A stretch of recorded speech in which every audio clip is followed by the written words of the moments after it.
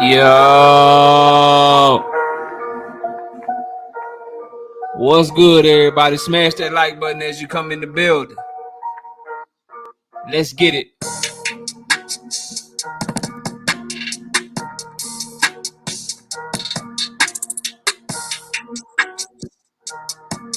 So much to talk about today, man. Shout out to the Kansas City Chiefs, keeping them sorry-ass Eagles from winning the Super Bowl. O'Shaquie Foster becomes a world champ. Earl Spence and Terrence Crawford back in negotiations? What? Gervonta Tank Davis hurt his ankle? What? Tank and Ryan was supposed to be announced during the Super Bowl. We got so much to talk about, man. As you come in the building, hit the like button. If you want to donate to the channel, you can do that by hitting that CashApp, or you can hit that super chat. But if not, at least do what's free and hit the like button. Catch the like button with a head button, man. Bite the like button. Elbow the like button. What I'm saying is punch the like button. Right? I'm saying throw a heel kick at the like button. Do a roundhouse kick at the like button.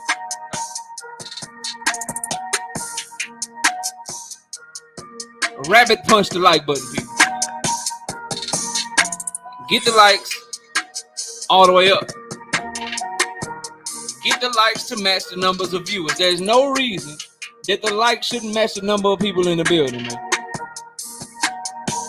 Get them all the way up.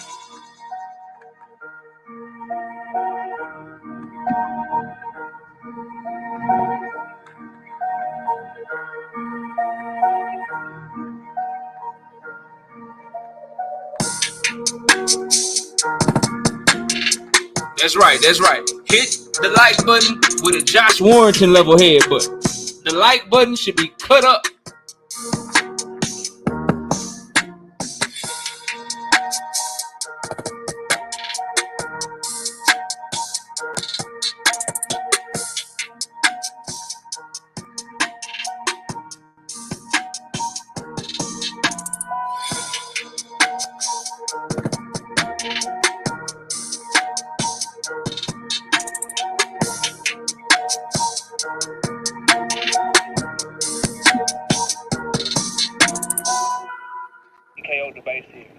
We lit tonight. Y'all come through, man. Y'all know how we gonna show up and show out. See y'all all in the building.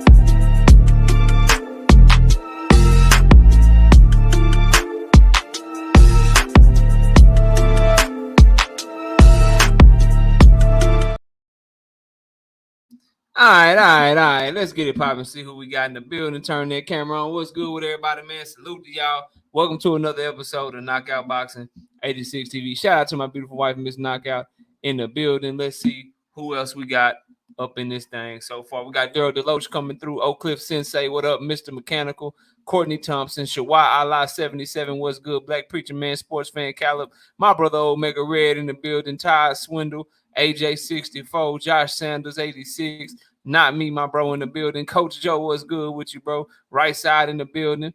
Shout out to my daughter Jada in the building. Jelly Bean 4280. Who else we got, man? Chi-Town Finders in the building. What's good with you? NO Boxing 504, 8 by Zane. What up? Who else, man? Who else? Big Ray, what's popping? My brother Just doing the building. What's good with y'all, man?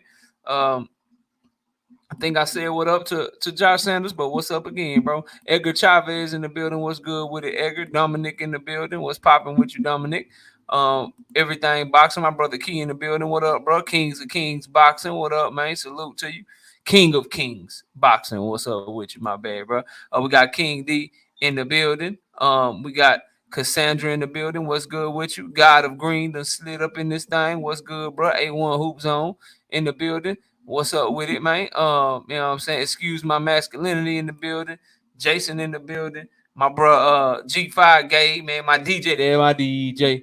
You know what I'm saying? Y'all seen the intro, man. Y'all better holler at G5, man. Nasty with it. Shout out my brother G5 in the building. Whoever got Sean T up in the building as well. Real quick, man. As we got people coming in the building, I just want to say congratulations to the Kansas City Chiefs, man. I'm so glad that they won that game. I don't want to hear nothing about a penalty.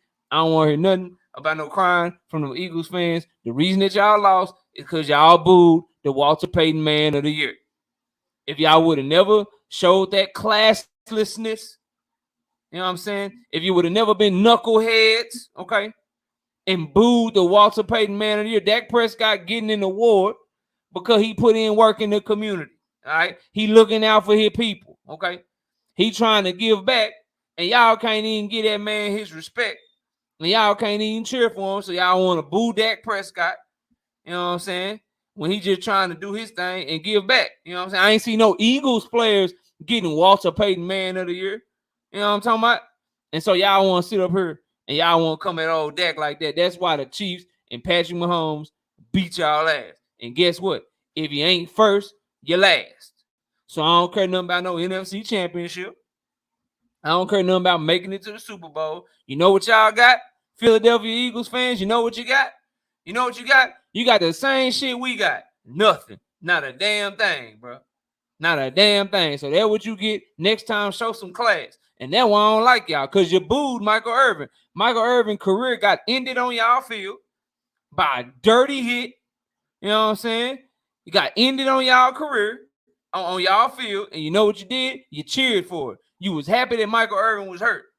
So when you show classlessness like that, and you ain't got no class about yourself, and you don't carry yourself with no dignity, no integrity, when you get your ass whooped, people such as myself gonna be happy as shit.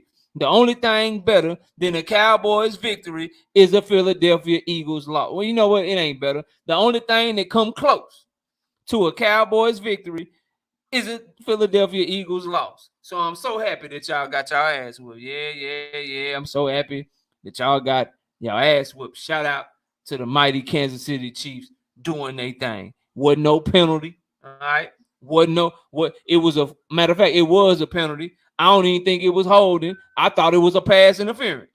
It wasn't even holding. It was worse. It was a pass interference. Okay. I ain't trying to hear none of that shit. It was a pass interference. I don't want to hear that. You know what I'm saying? Your special teams is garbage. Shout out to Kadarius Toney. Okay. Shout out to Kadarius Toney. You know what I'm talking about? Good job to the Kansas City Chiefs. Y'all gonna cheer because Dak Prescott, he just trying to give some of them M's to the community. And y'all gonna boo that man. Shit. I'm happy y'all lost. You know what? This is what I want. Yeah, I'm a hater, no evidence. I'm a big hater of the Eagles. This is what I want. I want my Cowboys to either win the Super Bowl next year, okay? But if we can't win the Super Bowl, this is my wish list. Cowboys win the Super Bowl. Second on that list, Eagles make it to the Super Bowl and lose again every year. I want y'all to become the Buffalo Bills of this generation. Yeah, that's what I want. I want y'all to be like the Buffalo Bills of this generation. I hope, like, if the Bengals make it to the Super Bowl, because I see some Bengals fans in here. I see DP Rock. I see Cassandra. If the Bengals make it to the Super Bowl after AFC next year and the Eagles make the Super Bowl, I want y'all to lose to the damn Bengals. And then after the year after that, if Lamar Jackson didn't make it to the Super Bowl, y'all can make the Super Bowl. I want y'all to lose to them too. I want y'all to always be the first loser. I want Cowboys Super Bowl, then Eagles lose. Yeah. That's what we want. Warriors Boxing, what up? Warriors Boxing, what's good with y'all? Yeah, talking all that shit. Booing my man Dak, cause he, you know what I'm talking about? Hey, man, see love, man. Hey, see love, man. I don't usually block people, see love. But you getting close, see love. See love, you getting awfully close, man. We don't do cowboy slander, man. I don't even know you like that. You ain't even blue like that to be talking noise to my team like that, see love. But I'm gonna let you make it because you look like the homie, you know what I'm saying? I'm gonna let you make it. I'm gonna let you make it, bro. I'm gonna let you have it. See, look, go ahead and talk your shit, man. Go ahead and talk your shit. I'm talking mine, so you get to talk yours. Ring King Podcast, what up, man? I'm talking mine, so you get to talk yours. I ain't gonna be petty like that. Now, hold up, though. I'm looking at your avatar, bro. If I click on that shit and it's the Philadelphia Eagles, you might not get blocked, but I might have to time you out for a little bit. Let me see what C-Love looking like, man. They look like an Eagles hat, C-Love. Oh, you are an Eagle fan. You know what? I'm glad you lost. I ain't gonna block you. I'm just glad you lost. Next time, cheer for the Walter Payton Man of the Year, man. That's what you do, C-Love. You tell your fellow Philadelphia Eagles fan, okay, when Dak Prescott get his Walter Payton Man of the Year because he has more class than anybody in y'all organization, next time y'all cheer, okay? Y'all don't boo that man, C-Love. Gonna boo the Walter Payton Man of the Year like that, dog. You know what I'm talking about? Don't do that shit next time. Next time, you cheer for him. And you get that man his props. Yeah, I want them to be the Bills, real talk. Dead ass serious. I want them to be the Bills of the damn NFL. Make it to the Super Bowl, lose. Make it to the Super Bowl, lose. That's what I hope happens. God damn it. Boom, Dak Prescott like that. That man ain't did nothing to y'all, bro. Straight up and down, man. All right, here we go, bro. Let's get to this boxing shit, man. Y'all know I can't. I'm very biased when it comes to football. I ain't got no objectivity for you. I ain't got no analysis, okay? I ain't got no analysis. I ain't got nothing objective. I ain't got nothing when it comes to football except Cowboy gonna win the Super Bowl. I don't care what y'all tell me. Next year is our year. Now that the season is over, when we looking at the teams and lay of the land, we going back to the Super Bowl next year. We gonna win. Forget all that objective Cowboy. Y'all can listen to Key for that. You can listen to Key. Everything boxing. You want a Cowboys fan that's gonna be all objective and tell you that they ain't gonna do this and they ain't gonna do that. And he gonna give you like some real analysis. Y'all go holler at Key. Cause if you come over here, I'm talking shit and we win in the Super Bowl. Teach, what up? Johnny Q, what up? William Old School, what up, man? Salute to everybody in the building. Hit the like button, bro. I told y'all we need to get the number of people in the building to match the number of likes we got. Right now, we got 114 people, and I got 82 likes. I need y'all to get the likes up for me. At least get them to 100, bro. Let's at least get the likes over 100 right quick. I know y'all forgot. I know y'all rocking out with me, man. I know y'all got love for the homie knockout, but hit that like button for me, man. It's free. I understand everybody can't donate. I understand everybody can't cash app and super chat. Those who appreciate it. Everybody can't join the channel every month. I understand that. But at least hit that like button one time for me, man. At least hit that like button. Kiro Black, what up? But if you do join, just ask the members how we doing on the picks. Just ask the members how we doing on the picks. I'm just going to say this. I'm just going to say this one time. That number right there where it say 87, that shit ain't moved in like 4 weeks. I'm just saying, if you go look at the predictions, right? Because our members get them early. Everybody else get them the day of the fight. If you go look at the predictions, right? That 87 right there, that shit ain't moved in about 4 weeks, man. That shit ain't moved. That number to the left, that 500 or whatever, that shit just been going up. It been going up every week. But that 87, it ain't moved in a few weeks, man. Just ask the members what's up, man. Or the people that pay attention to the prediction videos when they come out, just ask them how we doing on our picks. Robert Singleton, what up, bro? Michigan in the house. Wolverines. You know what I'm talking about? All right, bro, but let's get to some boxing. So before we go in on like the hot topics and shit, I gotta talk about O'Shaquie Foster for a little bit, y'all. Is that cool? Can we rap about O'Shaquie right quick? I'm up to 97 likes. I know I got 98 now. I know I can get 2 more likes. I know I can get 2 more. I can get 1 more. I got 99. I know 1 more person can hit that like button. Yeah, we go. Now we cooking with fish grease, bro.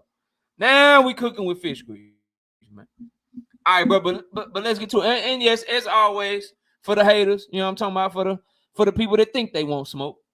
When we get through a couple of topics and we get to cooking, the link will be dropped as always. Y'all know how we do. Let me get through what I got to say and cook on what I got to cook on. And anybody and everybody's welcome to come up here and get some of this smoke. Or if the fam just want to come and chop it up with your boy, we can do that too. But y'all know how we do, bro. Jerome King, what up? Shout out to Jerome in the building. I see you, bro. Mike Ryan, what up, bro? I see you. I see y'all hit the like button as you came in. You know, I ain't just reminding you and shit. Just reminding you and shit. But let's get to it, bro. So I wanted to talk about O'Shaquie Foster for a little bit. I wanted to, bro, because I told people, and my thing with this fight and why I picked O'Shaquie Foster and I thought that he would win against Ray Vargas is when you're used to having certain advantages in boxing, bro. And we touched on this on KQKC, but I'm doing it for y'all because everybody wasn't over there, and you know we want to do it for the channel over here too. But when you fight, Eric B, what up? When you fight in a certain way that Ray Vargas fights in, you can tell how he fights, the way that he tries to clinch on the inside, get the fight back out to a distance, doesn't really want to fight inside. The way he tries to lean back, use his length, stick his lead hand out there and try to use his length as defense and his leg movement as defense. That's a fighter that's used to having all these physical advantages. I mean, the dude he's 5'10", with like a 71-inch reach. That's the reach of like a 140-pounder. That's the reach of even some guys at 147 don't have that reach. So when he's fighting down at 122, and even when he was fighting, you know, Mexayo at 126, when he's fighting at these lower weight classes like that, he's used to fighting in a certain way because he has certain advantages over those fighters. He went into every fight that he ever had going up into the O'Shaquie Foster fight where he had the longer reach. Well, O'Shaquie Foster may have been shorter than him, but he's the first guy whose arms were just as long as Ray Vargas. And I told people in the prediction that we did, for that reason, Ray Vargas is not going to be able to control the distance like he's used to. He's going to think that he's out of range, and he's going to be in range, and he's going to get caught because when he thinks he's out of range, that chin go up. He like to lean back and shit, and he tries to use that superior distance as his defense instead of being defensively responsible, parrying shots, having a nice tight high guard, knocking shots away, rolling with shots and shit like that. And so when he got in there with Foster, it was a shock to him. All pun intended, because, you know, O'Shaquie Foster nickname is Shock and shit. It was a shock to him. Foster was longer than he thought, faster, more skilled than he thought. And O'Shaquie Foster outboxed him for the entirety of the fight. Now, I don't know what Showtime's commentary was watching, but I thought O'Shaquie Foster, when he wanted to go to the back foot, he outboxed Ray Vargas. When he pressed Ray Vargas and went to the front foot, he was walking him down and landing the cleaner shots. I thought maybe you could give Ray Vargas a round or two, bro. But O'Shaquie Foster's ability to jab, his superior athleticism, and his counterpunching, he tamed Ray Vargas. The reason Ray Vargas is a volume puncher. The reason he would throw that jab and then maybe throw a straight right hand behind it and then stop, and he wouldn't throw 3 and 4 punches at a time, he got controlled, he got tamed. He got countered. And when he got countered, he was like, oh, I can't keep doing that shit. I can't keep doing that shit. That's why I listen to KQKC, Marquis. Straight up. T9's Boxing. What up? And so, what up, Schizo Paul? And so, for O'Shaquie Foster to come from what he came from, you know, going to prison, having it tough, he's the reason that they make movies about boxing, bro. His life is Creed. Real shit. His life is like Rocky or something, bro. Like, you can make a movie off of him, and that shit'll be like a cold ass plot for Creed. He's the reason why we watch the sport, man. He's the reason why we like to see these guys get their opportunity. And what it boiled down to, and I spoke on this briefly, bro.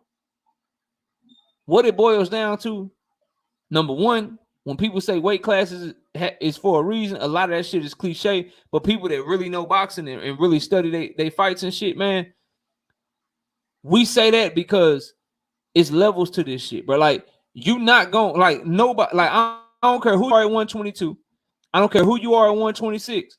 If you move up to 130 and your first fight is O'Shaquie Foster, bro, that's not that probably ain't gonna end up well for you. Pop out, what up? Like when you moving up from 122, 126 to 130, you might want to get a tune-up first. You might want to fight somebody else first, bro. You don't want to fight O'Shaquie Foster for your first fight at 130. He's versatile, can switch stances, athletic, great amateur pedigree, good jab, good length to him, good pop when he sit down on his shots. Bro, you don't want to make him your first fight. And I told people that the only advantage that Ray Vargas had over O'Shaquie Foster was experience. Now, Teacher just spoke on something, and I agree 100%. I like that he did it. Much respect for him. You know what I'm saying? Much props to him because fighters ain't moving like that. But I thought it was a bad matchup. And again, bro, like when you start, like that's like, bro, give y'all an example. Somebody ain't won a title yet. So he ain't won a title yet, and he's unproven. But let's talk about, and I'll give you a couple of names, bro. I'll give you Keyshawn Davis. I'll give you Abdullah Mason. I'll give you Carlos Balderas. Shit, I'll even give you like a William Zepeda or some shit, right? So those fighters right there. If you start your career at featherweight, right? Like a Raymond Ford or a Bruce Carrington or a Josh Warrington or a Kid Galahad or Leo Santa Cruz. You know what I'm talking about? Frank Martin is another name you can throw in there, T-word. But you don't want to come up from featherweight and you making your debut at 135 and the person across from you is a William Zepeda or a Keyshawn Davis or an Abdullah Mason or a Frank Martin. Yeah, they ain't champions and shit yet. You could come up as a former featherweight champion, 4-division champion like Leo Santa Cruz.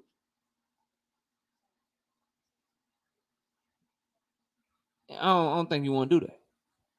I don't think that should be your first fight at that weight class, bro. Shout out to A Bean. Texas Run Boxing, 100% facts, in my opinion. He says, keep punching, knockout. I appreciate that, bro, and thank you for that $2 in the super chat. First super chat of the day, man. Appreciate you, bro.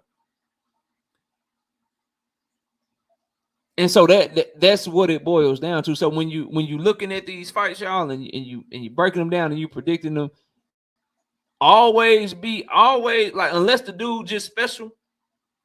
Kell Brooks another one, yeah, facts. Unless the dude just special, fan Picasso, what up?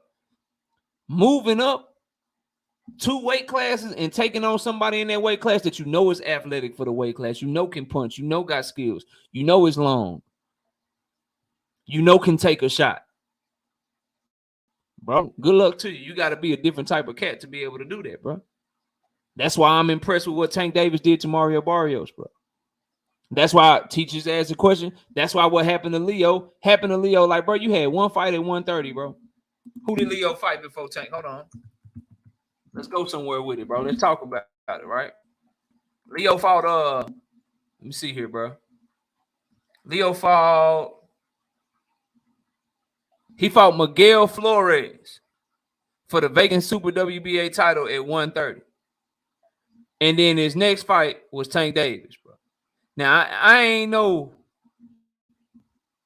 I'm not the, you know what I'm saying, the end all be all in boxing. But Leo started his career at 118, bro. If you start your career at 118, bro, the last person you need to be trying to fight at 130 is Gervonta Tank Davis, bro. It's the last person you need to be fighting, fam. It's Gervonta Tank Davis.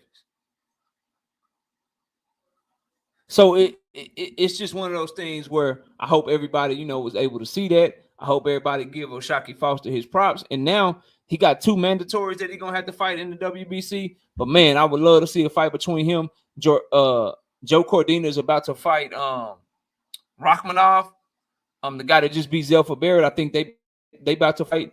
And then who else you got at 130? The WBO, you got Navarrete.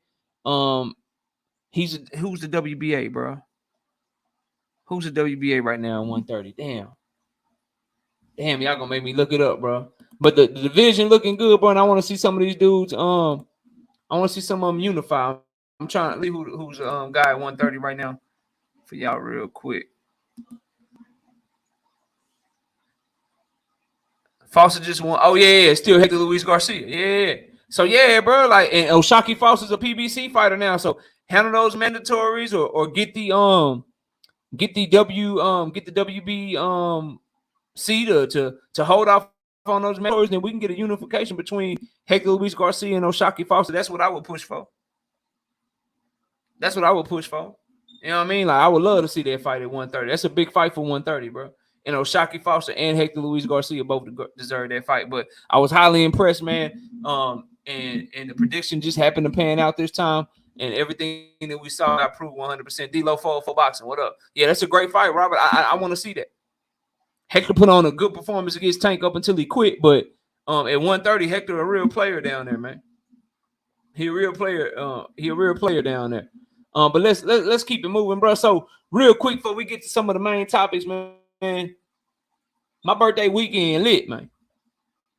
Birthday April 27th, and on April 29th, right here in Arlington, Texas, Dallas, Texas area, they have finalized the fight between Virgil Ortiz Jr. and Eimantas Stanionis, bro. I can't wait for that shit.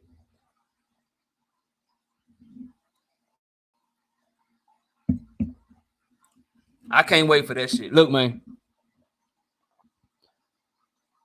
I'm assuming everybody in here seen both of them fight, bro. I'm assuming it, right? But the way that sometimes Ray Vargas was moving around the ring, because we just gonna compare it. The way that he was moving around the ring, the way that sometimes you can see Oshaki Foster moving around the ring. Yeah, it's gonna be in Arlington at the at UTA, University of Texas in Arlington. They the College Park Center is where they play basketball at. Now, I'm shocked though. I thought they pick a better venue because that venue only holds 7,000 people. But they playing where the University of Texas of Arlington basketball team play. They got an arena that seats 7,000. That's where they playing at. But the way that y'all saw some lateral movement and shit. If you one of these people that love good lateral movement, you ain't getting that shit in this fight. I'm just letting y'all know now. Ain't gonna be much lateral movement. It's gonna be a lot of left hooks to the body, a lot of high guard to high guard. I'm talking a lot of power jabs being thrown, and it's gonna be an all-out war. All right, they could literally make the ring like 8x8, and both of them gonna be comfortable. But the fight is finalized. Eimantas Stanionis is excited for it. Virgil Ortiz is excited for it. That's going down on the zone. It's going down April 29th, and bruh, and that's gonna be one of them ones. Potential fight of the year candidate. Real shit. Potential fight of the year candidate. Now, I ain't never seen G Parker. Yeah. I ain't never seen Stanionis hurt really. I seen him hit and touched up a lot, and he take a good shot. I seen Virgil hurt, and I saw what he did when he was hurt against Mean Machine. This two dogs, bro. This two dogs right here. So, man, just prepare yourself. Like, it's a lot of good fights coming down the pipe in April specifically. Some good ones in March. Tony Harris and Tim Zoo. It's some good fights coming up. I'm telling y'all right now, bro. Mark it on your calendar for Stanionis and Virgil Ortiz. That shit gonna be epic. It's gonna be one of, if not the best fight of the year, bro. It's gonna be one of, if not one of the best fights of the year, bro. I'm telling y'all right now, it will not disappoint. It's one of those ones where you can't miss. Like, you just knew that whole week going into the Sebastian Fundora and Erickson Lubin fight. Everybody knew that fight was going to be fire, bro. Everyone knew that fight was going to be a great fight.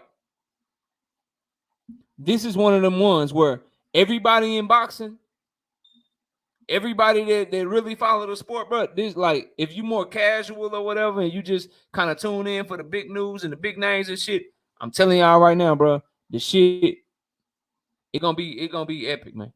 It's going to be an epic night of boxing. I'm telling y'all right now. That's going to be one of the best fights you'll see. And it's going to be the best fight call you can listen to right here. Shout out KQKC Boxing Network in the building, bro. But let's get to it, man. I want to talk about Spence and Crawford, bro. Because you got Mike Coppinger. You got Mike Benson echoing and parroting what Mike Coppinger said. And they're talking about that Errol Spence and Terrence Crawford are back into negotiations. And I got a new thing that I'm doing, new motto that I'm running by y'all. Y'all hit the like button. Something that for me, this is how I'm choosing to look at this situation. This is how I'm looking at Tank and Ryan right now. Look, man, I am extremely pessimistic. I'm to the point where I'm going to be pessimistic and then get pleasantly surprised by some shit I didn't see coming. I'm with it. Because all through 2022, if you've been following the channel, you know that I was very optimistic. And then when the shit didn't happen, I got very disappointed. Ronnie Bravo, what up? So I'd rather be pessimistic and pleasantly surprised than optimistic and overly disappointed, bro.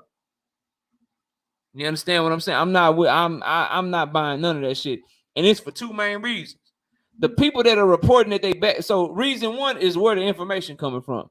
The people that are reporting it, that they back in talks, they back negotiating, whatever, are the same people that told us that the fight was done and were inaccurate all through 2022. The nerve of these dudes, man. Like the same people that are telling us that they back in negotiations, that they back talking, that all of this shit, are the same people that spent 2022 feeding us a bunch of bullshit and being wrong the whole time. What up, Martin? And the crazy thing is, bro, these journalists, man, when you think of the ones that write for Boxing Scene, when you think of the ones like Coppinger that write for ESPN, you think of Dan Raphael, the Chris Manises of the world, you know, all these journalists, quote unquote. The crazy thing about it to me, bro, is they just out this bitch like weatherman, dog. They out this bitch like weatherman, like they can literally tell you that it's gonna rain and then it be sunny in the motherfucker, and there's no repercussions to that shit. There's no pressure on them to be accurate.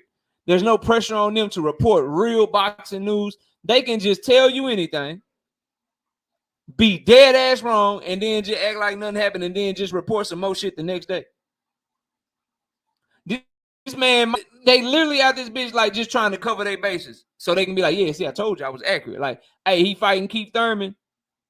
You know what I'm saying? But he back in negotiations with Terrence Crawford, but Keith Thurman more than likely. So that way, no matter who he fight, you can be like, I reported on the shit. Ain't nobody falling for that shit no more, dog. Ain't nobody buying that shit, man. So that's one reason that I'm like, nah, bro, I don't agree with that shit. I ain't with that shit, bro. Yeah, and I'm not on that shit, Omega. Like, forget all that, bro. Like, at the end of the day, dog, they been too wrong too long, man. You can't come to me telling me nothing that they said because they spent all 2022 getting our hopes up and being dead ass wrong. Getting our hopes up and being dead ass wrong, bro. They weathermen. That's what I'm saying, B-Dog. They weathermen, bro. They can be like, yeah, it's going to snow tomorrow. It be 80 degrees and sunny the next day. They be like, oh, shit, well, hey. And and just like the weatherman, they just get to bring their ass back to work the next day. That shit must be nice. That shit must be nice as hell, bro. You can, they can literally be like, yeah, it's snowing. Tomorrow it's going to snow. And then the next day it be sunny and 90 degrees. And then the day after that, they just get to come back to work like nothing happened, bro. Like nothing happened. They wasn't dead ass wrong. They wasn't totally inaccurate. No repercussions, no accountability, none of that shit, bro. I need to be a boxing journalist, bro. Like I'm keeping it a buck with you. And trust me, I'm with it. So don't think I don't like it or whatever. But as a content creator, the people that watch this channel hold me to a higher standard than the people that employ the Mike Coppingers and all the Mike Bensons and Dan Raphael. Like, they get held to a lesser standard than me, bro. Or other YouTube content creators. Straight up and down, bro. Like, they literally can do and say whatever they want. No bullshit. No bullshit, bro. They can come out there bitch and be like, yeah, just want to let y'all know Tank Davis and Ryan Garcia, it's a done deal. The next day, Ryan Garcia, Tank Davis announced a whole nother fight. And they like, shit, well, the deal fell through. Anyway, what else you think, Mike? And they get to still go on big-ass talk shows, big-ass platforms, everybody echoing and parroting they reporting. How many times you get to be wrong? Bro, like, can you imagine? Like, this is what I'm convinced of, dog. Real shit. Like, this is what I'm convinced of. T9 Boxing Class in the Super Chat with the fight, I say salute, knockout, smash the like button, people. Yeah, smash that like button one time for your boy. This is what I'm convinced of, and you can't convince me otherwise, bro. I believe now that everybody that report boxing are people that just couldn't get the job at the NFL or the NBA, bro. They just couldn't get, like, they wasn't good enough to be journalists for baseball and basketball and hockey and football and soccer and shit. And so they just came to boxing because they got beat out because the reporters that they was up against had real sources and could report on real news. Like Mike Coppinger tried to get the basketball job, but Woj was right there, and Woj too goddamn accurate. So they're like, nah, bro, we're just gonna go with Woj. And so he had to do baseball, he had to do boxing and shit, bro. I firmly believe that shit, bro. I believe that everybody that's reporting on boxing wishes they could report on another sport, but everybody that they was up against was just better than their ass, man. Boxing get all the damn, sorry ass reporters, bro. I'm dead ass serious, dog. Like, see, I watch all the sports, so I remember Chris Mannix used to talk basketball. Hey, Chris Mannix used to talk basketball for Fox Sport 1, but he was so trash. He was so trash, they were like, nah, bro, you guys to go. And so we fell back on boxing and shit. He fell back on boxing and shit, bro. Dead ass serious, man. They can't keep up with the other one, so they just send them to us, man. Give us all the bullshit. You understand, bro? Like, just really think about this shit. Think about this shit. Mike Coppinger, right? He reported on Spence and Crawford. He had that shit. If you go through his timeline, he told us the shit was done in August. Then he told us they was fighting in September. Then he told us they were fighting in October. Then he told us they were fighting in November. Then he said that everything was done except transparency. Then he said that they was fighting in December. Then he said that the fight was for next year. All in like a span of 4 or 5 months, bro. All in a span of 4 or 5 months. The shit that he be right on, bro, it only be ESPN Top Rank related shit if you really paying attention. He be accurate when he tell you some shit with Top Rank or ESPN, but everything else, man, bro, no. So that's why I ain't with the Earl Spence, Terrence Crawford shit. I don't believe that shit, bro. And then the other reason, Terrence Crawford himself, bro. I was over on my brother Keith channel earlier today. We were talking about Tank Davis and Ryan Garcia, and I was expressing to him why, like, I need to see more from Ryan Garcia. Why I don't buy nothing. Why I believe Ryan Garcia is in cahoots with Oscar De La Hoya. And it has a lot to do with his past. It has a lot to do with the things I've seen Ryan Garcia do, pulling out of fights, lying, capping, clout chasing, ducking, all the shit that we seen him do. So now when Oscar get to do some shit, I'm right with you. I'm right. I'm like, say, bro, you're going to have to speak up even more. I need to hear from you because your track record is trash. Right? Well, the other reason I'm on the Earl Spence, Terrence Crawford and shit talking, like, the other reason I'm off on that shit, bro, because Terrence Crawford himself, bro, I can't give him the benefit of the doubt, bro. So, number one, I don't believe they in talks. But if they are in talks, I firmly believe Terrence Crawford just gonna do some more bullshit. That's why I'm pessimistic. And if I get surprised, I just fuck surprised, bro. Terrence Crawford, he pulled out once already. The man admitted, bro. The man said, hey, I didn't tell them that I was talking to BLK Prime. The dude asked him, said, yeah, don't you think if you would have told him that could have helped you get the deal done so that you can use that as leverage and maybe get them to hurry up and make the deal? He said no. And his reason for not telling him was because if he was lying, they would have been able to use it against him. So you didn't tell them the truth because if you were lying about what you were saying, then they would have used it against you.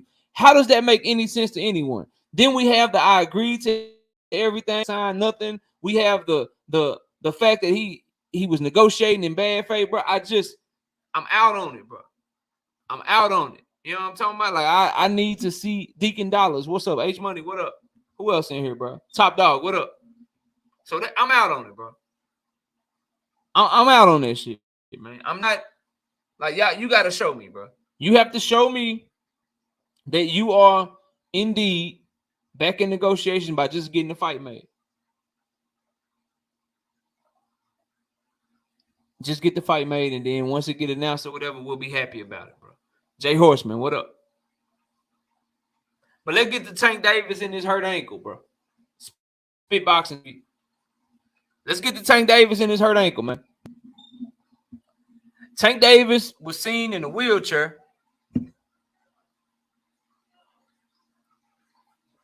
He was seen in a wheelchair rolling around the Super Bowl.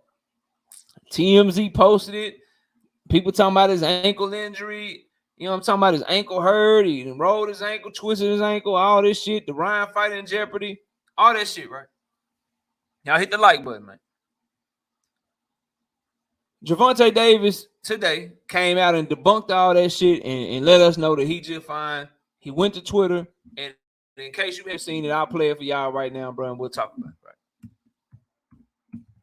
Unless he deleted it by the time I started the show, because y'all know I rocks with Tank heavy, but you have to like record his tweets. You have to record his shit, because he will delete some shit on your ass in a minute, bro.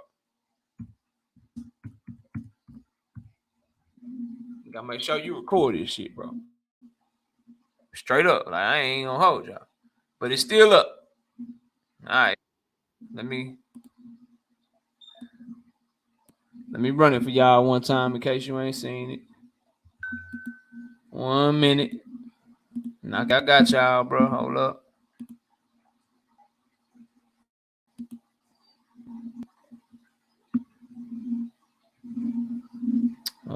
Screen 3. There we go. All right, here we go. I'm gonna run it for y'all, man. So this Tank, basically, he quoted the article that TMZ Sports wrote. They said Gervonta Davis needed a wheelchair to get around at the Super Bowl on Sunday after suffering an ankle injury, but the star boxer tells TMZ Sports he expects to be okay. And so Tank Davis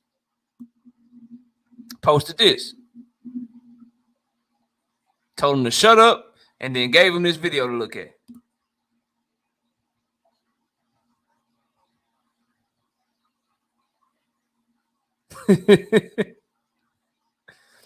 Basically twisting his own ankle and shit, letting everybody know, I don't know what the hell they talking about, I'm good. So anybody that was worried about that, anybody that hadn't seen that yet, anybody that you know what I mean, that's reporting that to you, saying that he ankle injury and the fight's in jeopardy and all that, bro.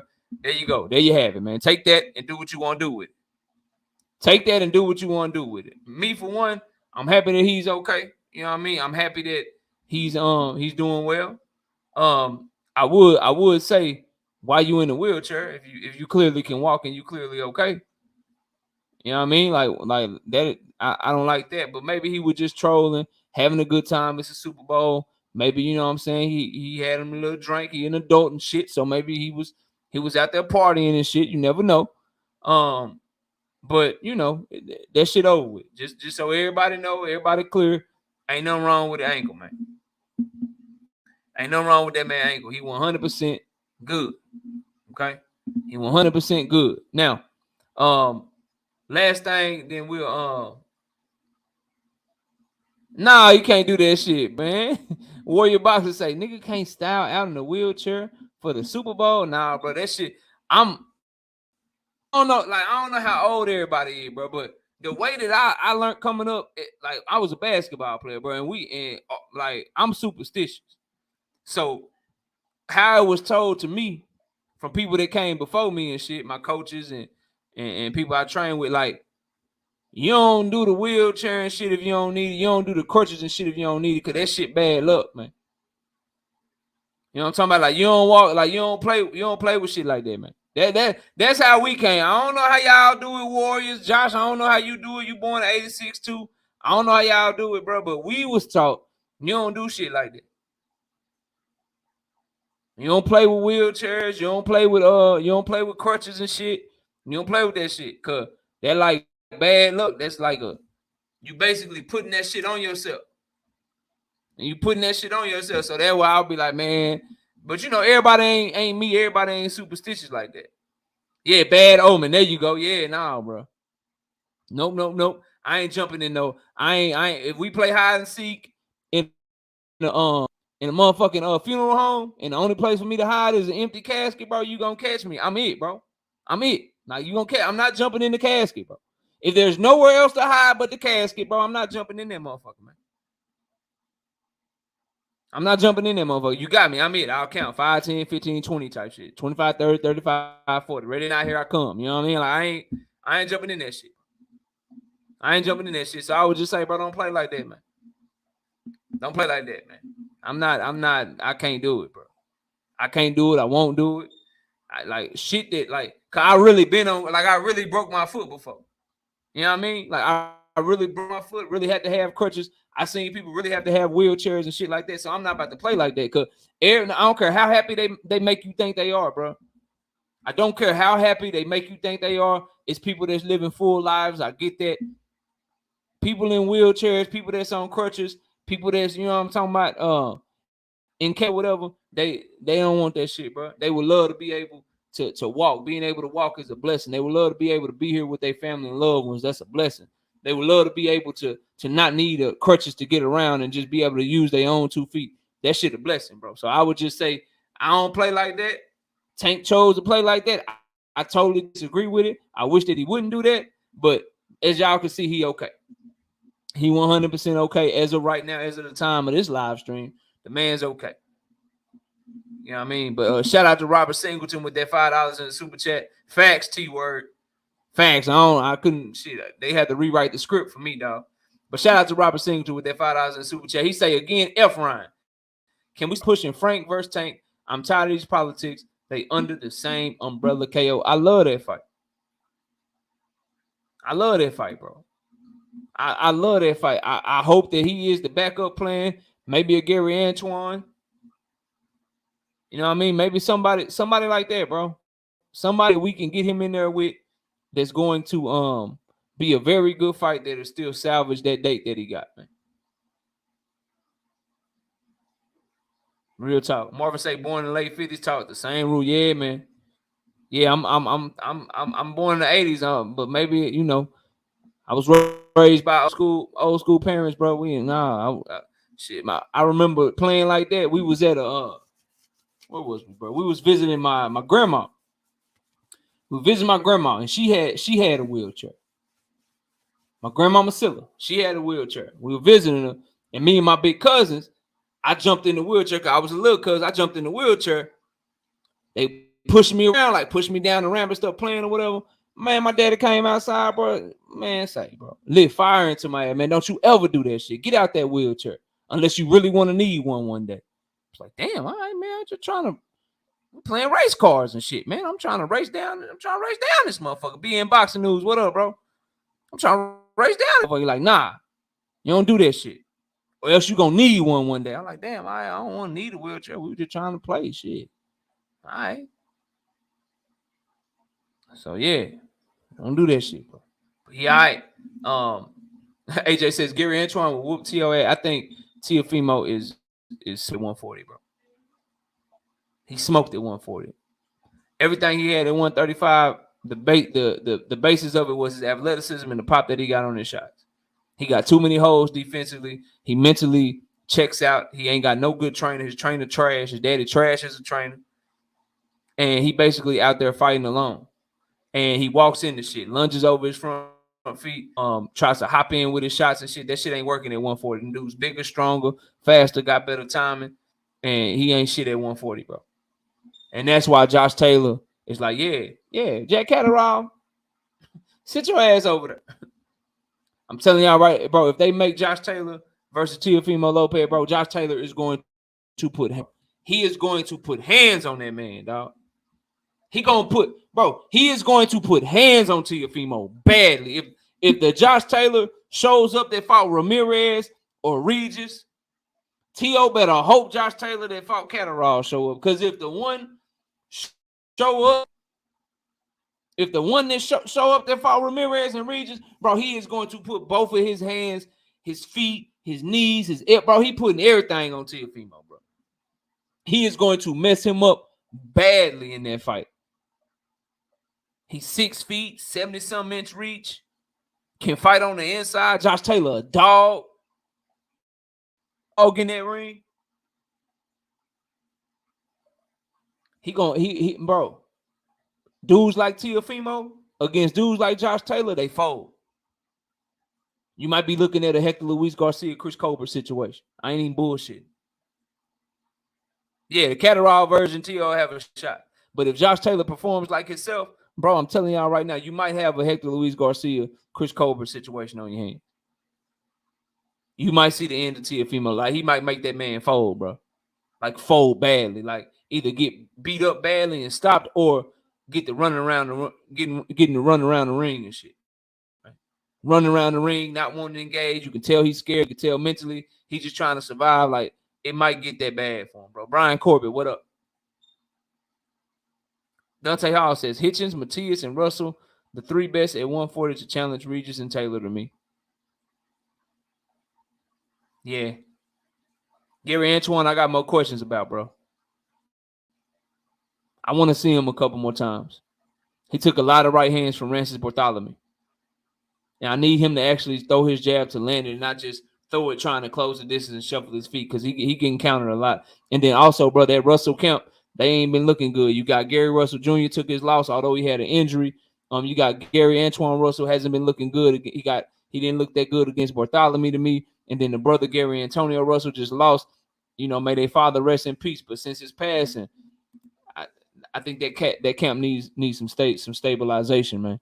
Real shit. I think that camp needs some stabilization. I ain't gonna. Shout out to Be in Boxing News with the $2 in super chat. He say, all facts. T.O. is food at 140. T.O. is mentally done. Yeah, that's where I'm at with it. That's where I'm at with it. You know what I mean?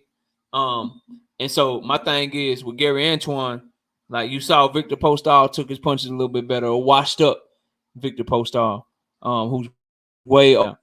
If Gary Antoine Russell with the flaws that he got, bro, that I see now, because I was real high on him too, Dante. But the flaws that he got, bro, like so for instance, he get in there with Regis and them same defensive flaws, he fuck around and get countered by Regis. Matias nasty. Yes, I agree with that. I think he's fighting to become champion. We ain't gonna make our picks early. He's fighting against Ponce to become the IBF 140-pound champion. Matias is a problem. Richardson Hitchens, I said it. A lot of people disagree with me. At 140, I think he might be the best boxer. I think he might be the best boxer at 140. I don't think he beat everybody just yet, but I'm saying jab, footwork, defense, distance control, setting up shots, countering. Hitchens might be the best boxer. If he can take shots, he'll tough out at 140, bro. He a problem. He a problem's problem. I like Hitchens a lot, man. But yeah, Tank and Ryan. So again, more people were saying that, oh, it's gonna get announced during the Super Bowl. Tank Ryan announcement imminent. It's about to happen and shit. And I'm like, nah, I ain't gonna go out there on that shit. I ain't saying that shit. Cause every time they tell us they're about to do something, they don't do it. And Oscar De La Hoya, bro, is doing everything he can to make PBC blink and walk away from the table first. That's what he's doing. Ricky said he got the tools, but don't know how to put it together. I agree. Whether you're talking about Hitchens, because he can't get stoppages, and he kind of leaves a little meat on the bone, or if you're talking about Gary Antoine Russell, I agree with that too. If you're talking about Matias, I disagree, but I think you're talking about one of those two, bro. But this whole Tank and Ryan fight, bro. Oscar De La Hoya is behaving in the same way that we found out Terrence Bud Crawford behaved in. Oscar De La Hoya is trying to do the same thing with Ryan Garcia and Tank Davis that he did with Jermall Charlo and Jaime Munguia. He is asking for shit. He is trying to see if they will give him shit. with the hopes of PBC finally saying no first and walking away from the tape. This is a man, Oscar De La Hoya, who told y'all that winning makes you the A side. We done already debunked that and proven that that's a flat out lie. But the main thing that we take from that, because we just want to see the fight, is he told us life is good. What up? He told all of us, hey man, the last thing we need is a rematch clause. If we gonna have a rematch, well, he didn't want the rematch clause. He said the last thing we need is that if Tank gonna have a rematch, if he lose, that's fine. But if Tank does activate his rematch, then all we're asking is to be the A side in the rematch. All the shit he said about it being normal and that's how boxing worked, that's all motherfucking lies. That's all lies. But that's what he was asking for. And he said, that's the last hurdle. That's the last piece to the pie. We on the 1 yard line. Let's score this touchdown. That's all we need to get fixed, and the fight will be done. They fixed that shit on Thursday night and sent it back. It was reported that they sent it back to him on Friday. When he got that bitch on Friday, he ain't signing and send it back. Now he's saying there's some more points. There's a couple of more details. He don't want this fight for his fighter. He doesn't want this fight. And I need Ryan, again, I don't know what he's doing behind the scenes. I don't know. I'm not going to pretend to know. But because of his track record, I need him to come out publicly and express to the people, express to Oscar that, nah, you on that bullshit, bro. Otherwise, I'm looking at you like you complicit.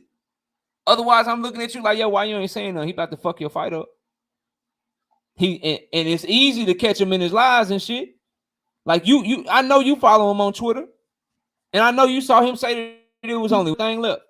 And I know you know that that the reports are that they sent that shit back and they fixed that one thing he was asking for, and now he asking for some more shit. I need you calling him out. I need you calling him out, bro. Because if you're not, bro, then I'm looking at you sideways. It just is what it is, man. Like, I gotta be fair.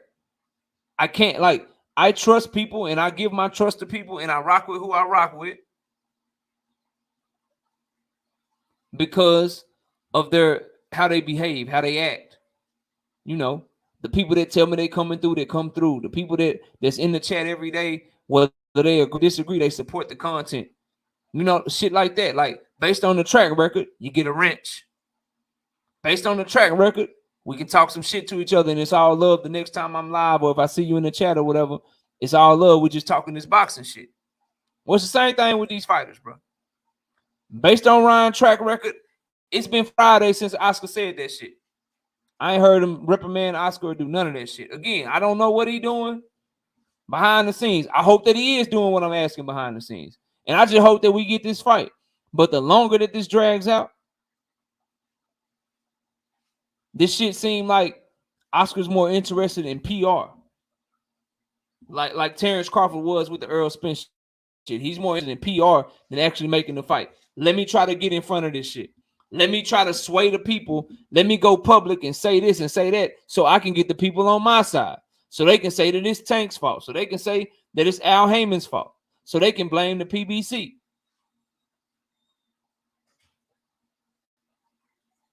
That's all they doing, bro.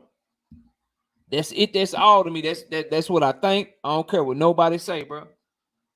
I don't believe Oscar wants this fight. And as I said, from the moment that they said this shit was agreed to, from the moment they said this shit was going to be a done deal, I said, cool, I'm excited for the fight, but your ass better have a backup plan, bro. You need to have a motherfucking backup plan. You need to have somebody on deck that you can fight, that the people are going to love, that's going to be just as good of a fight or even better fight. And I gave y'all a list of realistic names. I don't want to see Gary Russell Jr. because he's coming off an injury, and I've seen this shit before. Featherweight champion, moving up to fight Tank. Tank don't get no credit if he knocked the guy out because the guy too small. I just watched that with Hector Luis Garcia. Although he's an Olympian, undefeated champion, he was too small. That's why Tank knocked him out. I saw 4th division champion Leo Santa Cruz get the same shit done to him, get put to sleep in dramatic fashion. But because he moved up, oh, he too small. That's why Tank knocked him out. You'll see the same shit with Gary Russell Jr., so I don't want to see that shit. Backup plan need to be his brother, Gary Antoine, or Frank Martin, or you can go up to 140 and fight one of these champions that PBC got. Move Rolly Ramiro ass all the way out the way and fight Puello. Move the winner of Matias and Ponce. If you can get that fight, do something like that, bro. But if you're fighting at 135, it's Frank the Ghost Martin. Or Gary Antoine Wilson was already talking about coming down to 135, and we just saw the numbers that Tank did at the DMV. But you put him in there with Gary Antoine Russell, them numbers will go up even more, bro. But the Gary Antoine Russell is third because he ain't proven yet. He's still a prospect, in my opinion. So it ain't a whole lot of great options, bro. It ain't a whole lot of great options. It ain't that, not me, but Tank and Loma already fighting, so who else can he send the offer to? Shakur fighting on April 8th. So who's worth sending an offer to cross-platform? Shakur got a fight with the Japanese dude April the 8th, and Devin and Loma, we all know they fight at 135. Now, if he can send a boss move, send some shit to Josh Taylor, steal that fight from Teofimo, some shit like that, yeah, I'm with it. But he gonna have to find a backup plan. I hope they looking right now. In the backup plan, better not be Isak Pitbull Cruz Part 2. Robert say Russell ready now. All right, put him in there, bro. Put him in there. No complaints, no protests from me. None whatsoever. Put him in there. But they gotta have a backup plan. Like, you're dealing with a guy that pulled out against Javier Fortuna, broke his hand against Jojo Diaz. That's the reports, and that's what he said. So that's all we can go off of. We can't prove he lying, so we ain't gonna say he lying about that. A guy that pulled out of his with his fight between what's the dude name, bro? Pulled out of his tuna fight too. So yeah, I got I gotta see Tank Davis have a good backup plan, bro. He gotta have a good backup plan. We're about to drop the link, man. Anybody want to come up? Anybody want to talk this boxing, man? We got some for any and all if they want it, man. Come tell me what you think, bro. You think Terrence Crawford and Errol Spence back in negotiations?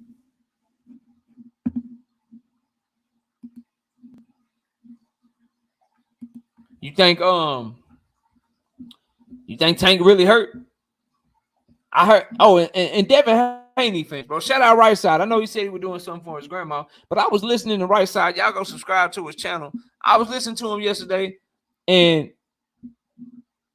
I heard a lot of cap over there, man. So if there's any Devin Haney fans in the building, you want to come ride for him, we can talk about that shit too.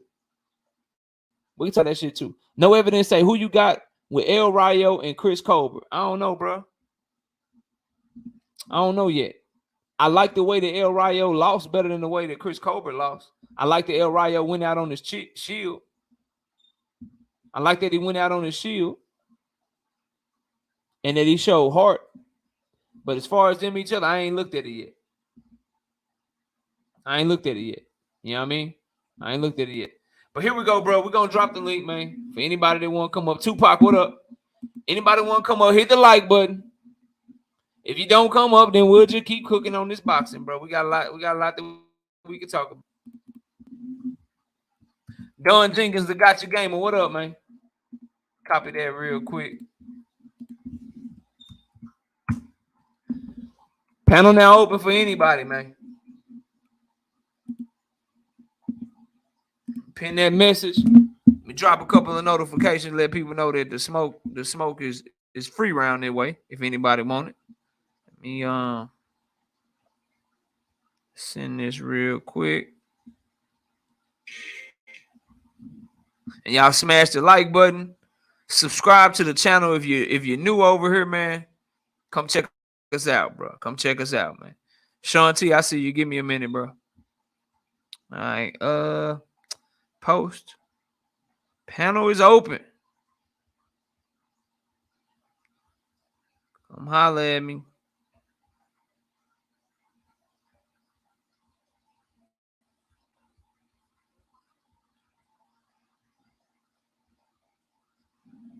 All right.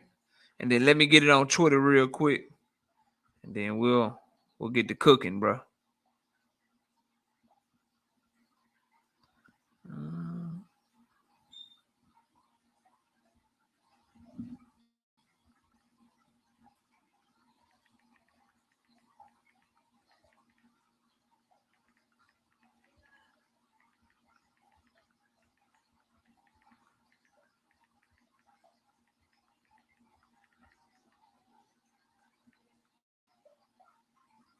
All right, there we go. Get Sean up here. Let me get this out of there. What up, Contender? I see you in the building, bro. My brother Contender Regime Boxing in the building, bro. Let me take this off so it don't slow us down. Get Sean up here. Sean, what's up with it, man? What's going on, my brother? Knockout.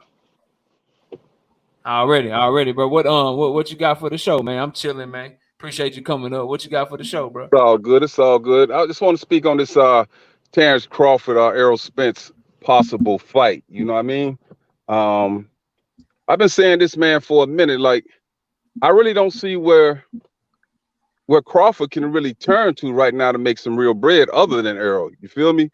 Unless he decides to push that button and try to fight Charlo, which is what he claimed he wanted if he couldn't get the Errol Spence fight. You know what I mean?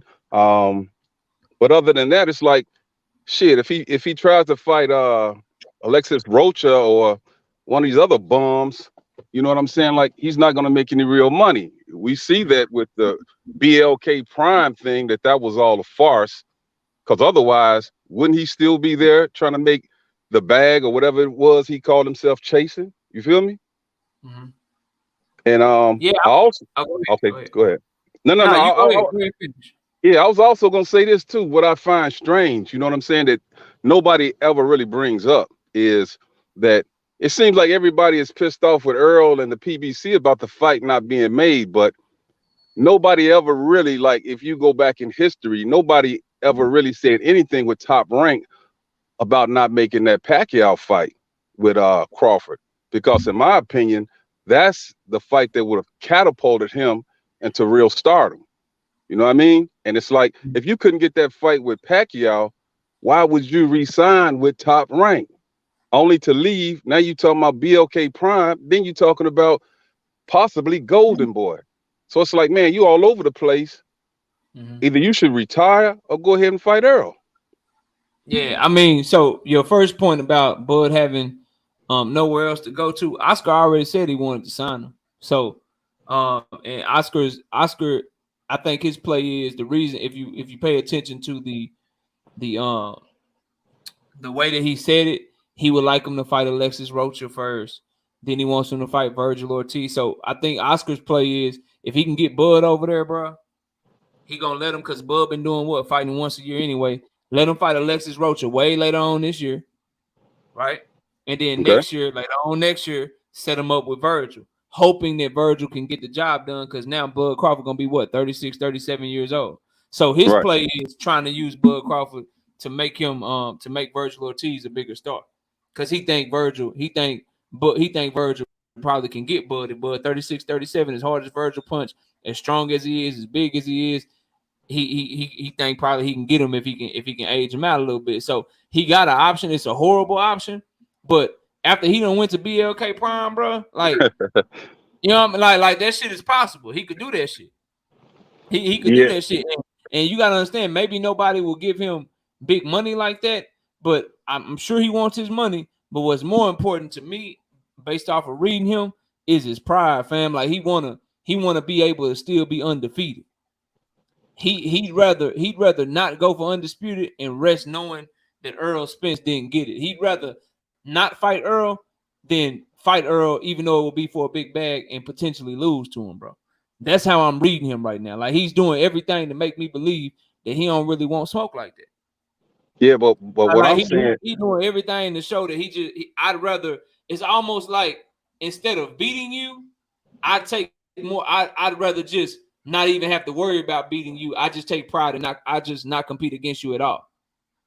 You know what I mean? Like, I just won't compete against you at all, because that way I can still say what I would have did to you if we would have fight. He likes to keep the shit a hypothetical, bro, because he has enough fans and he got enough people that are going to that are gonna just ride for him blindly and say, oh, he do this to Earl, he do that to Earl, he do this. He don't want to have to prove it. Because if you go in there and try to prove it, and everything you've been saying, everything your fans been saying gets proven to be wrong, you gonna be known as the dude that lost to Earl, bro. Like all that undisputed shit at 140, being the first guy to stop Sean Porter and shit. When people talk about your career, if you lose, all they gonna talk about is your fight with Earl, but they ain't gonna talk about none of that other shit. And to me, that scares him, bro. Okay, I can understand that, but what I'm saying is that money will make you do strange things, similar to like Keith Thurman. Years ago, it looked like, man, Thurman would have jumped in a lake of fire with gasoline draws on before he fought Earl. But because that money has dwindled down, now all of a sudden it gave him some type of motivation. You know what I mean?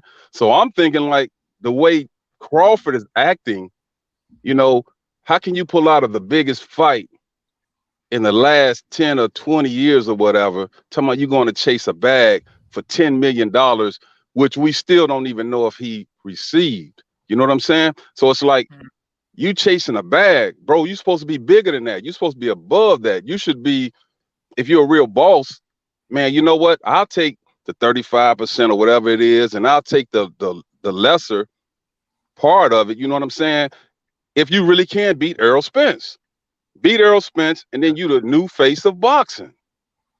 Yeah. The difference to me is, bro, like at least Keith fought Danny. Keith fought Sean in his prime. Keith fought Manny Pacquiao. Yeah, he ducked Earl, and I think he coming back around now. Not because the money ran out, nothing like that, but he on his last leg. We talking about a man that got what, like 4 fights in 7 years or some shit. Looked like a washed up shell of himself and shit. And so that's what it's having to take for him to fight Earl, and that's why I don't believe we're gonna get the Bud fight anytime soon, if at all, because he ain't there yet.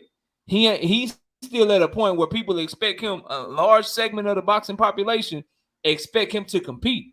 And so if he go in there and lose right now while undefeated, while supposed to be the man and shit, that's gonna hurt worse. Versus he can just be like, all right, I'm gonna wait. I'll fight him like when I'm 37 years old.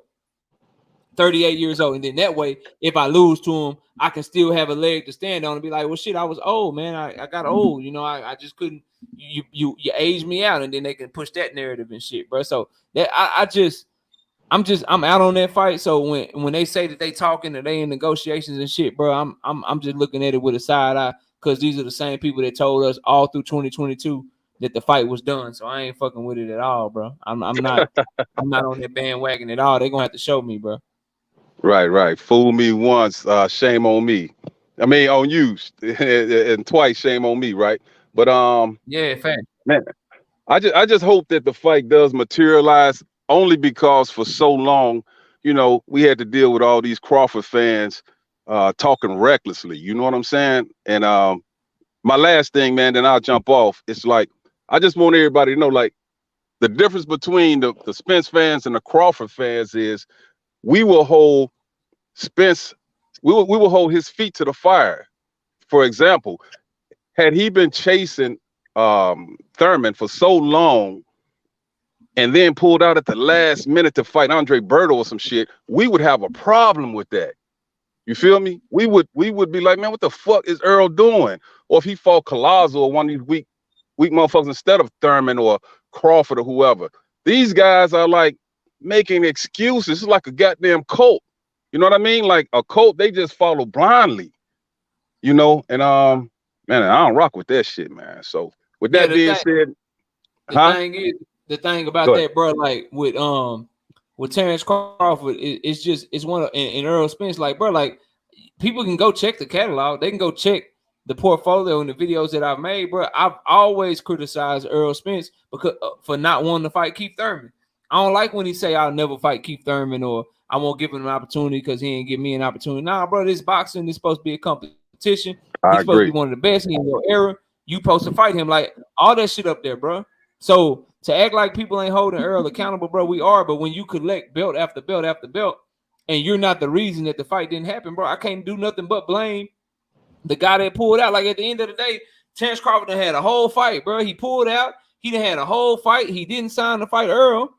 So what am I supposed to do? What am I left with, bro? I'm supposed to be criticizing the guy that didn't pull out. I'm supposed to be criticizing the guy that still ain't had Earl still ain't had a fight yet, bro. But that's what they're doing. Ran off and fought somebody else and done did something totally out of bounds that even his mama didn't know he was fighting Avanesian, bro. him mama, his wife, nobody know he was fighting Avanesian but him, bro. And see, that's my issue, man. My thing is, dude had took all of us for a ride. You know what I mean? Even the Crawford fans, because they were riding all the way up until, you know what I'm saying, he announced David Avanesian.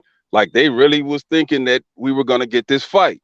And then when goddamn it, he pulled out and went that Avanesian with the BLK Prime and the, you know, that other guy's channel. It's like, man, they was cool with it. Like, oh, he got to go get the bag. I'm like, what?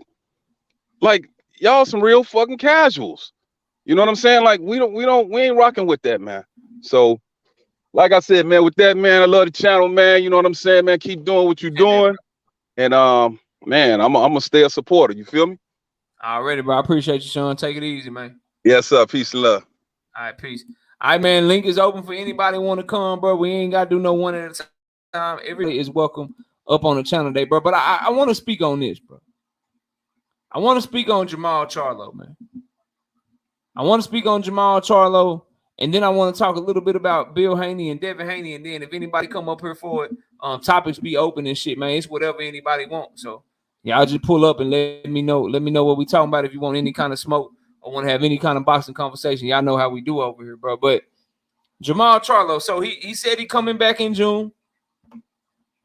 He had to get his shit together. Practice makes perfection, and he coming back in June to defend his title at 160 pounds. So his next fight gonna be at middleweight. He moving 168 for his next fight. So that's a bit of news for us. But I'm looking right, you know what I'm saying? I'm on Twitter, and I posted a video on this, but I also I've been reading the comments, bro.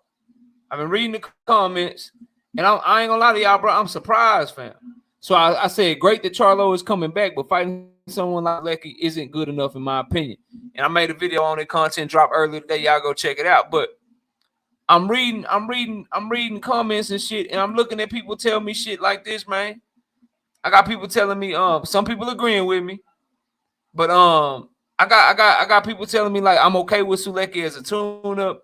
Dude is top 15 at 160, but Maul definitely needs to fight twice this year. Sulecki to get the rust off, then Adames to make a statement. Then somebody else say, he been out the ring too long, beat up the tune-up, and run the fade with Adames in December. Bro, I ain't trying to hear that shit. I ain't trying to hear that shit, bro. Like I'm not, no, bro. No one wants to watch Jermall Charlo versus Sulecki, bro.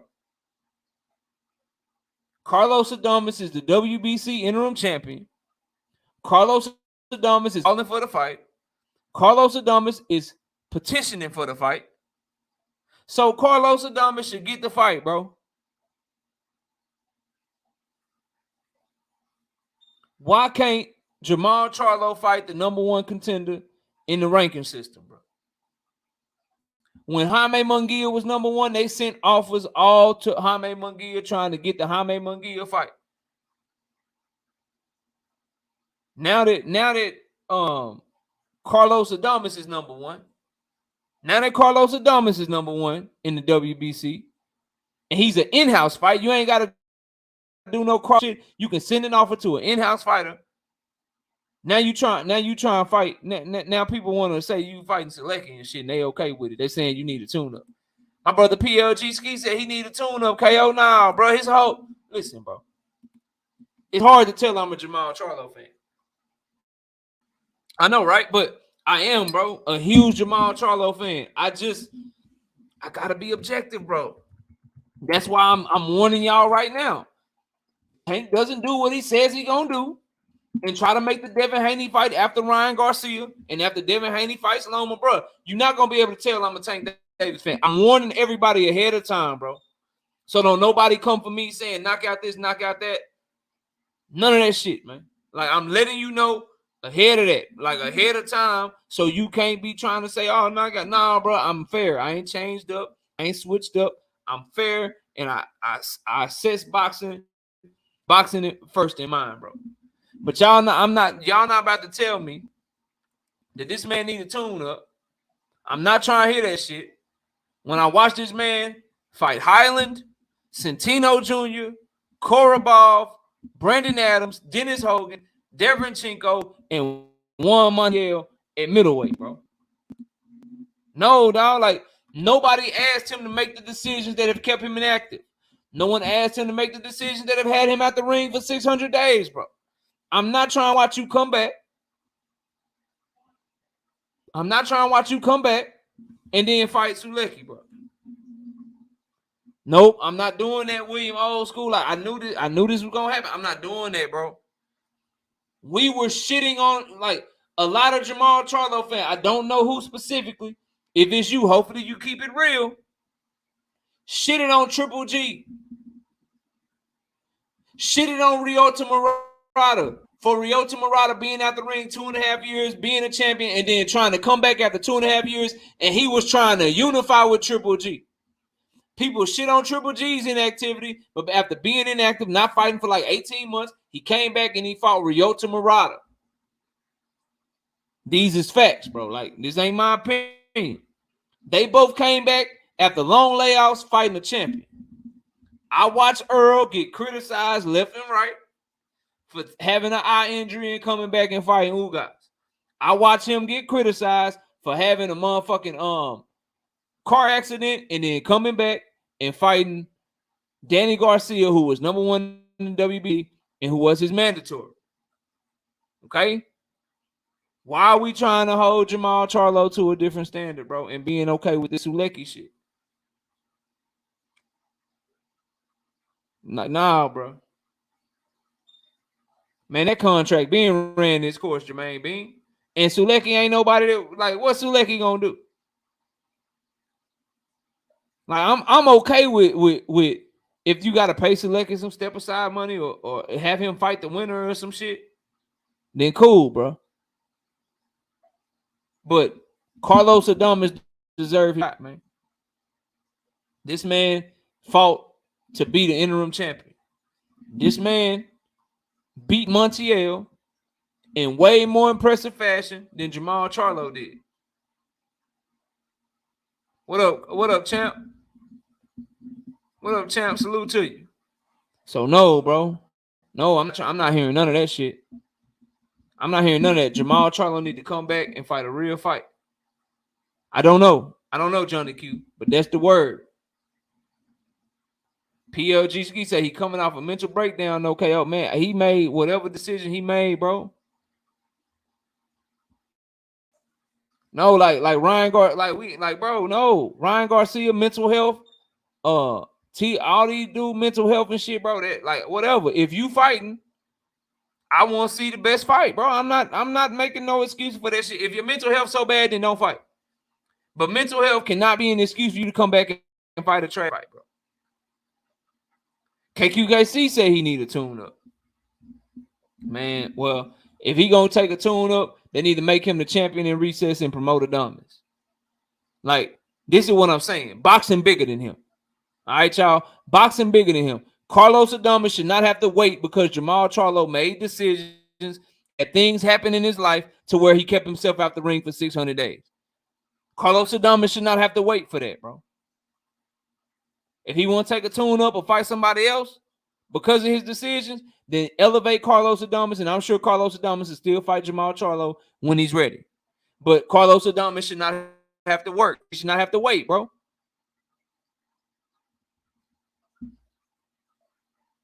He should not have to wait at all, bro.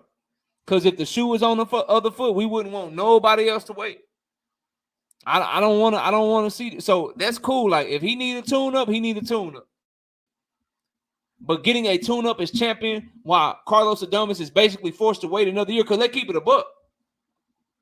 Let's keep it 100. When the last time Jermall Charlo fought twice in a year, bro? Like, your past is a good indicator of what you're going to do right now. It's a good indicator of what you're going to do in the future. If we're keeping it at 100.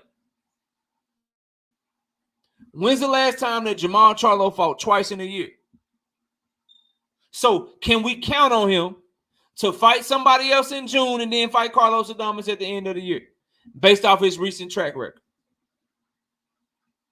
The man had one fight in 2020, one fight in 2021, no fights in 2022, and now he about to fight in 2023. As a boxing fan, do you trust? Would you be willing to put money down? Would you be willing to bet your money that Jermall Charlo is going to fight twice this year?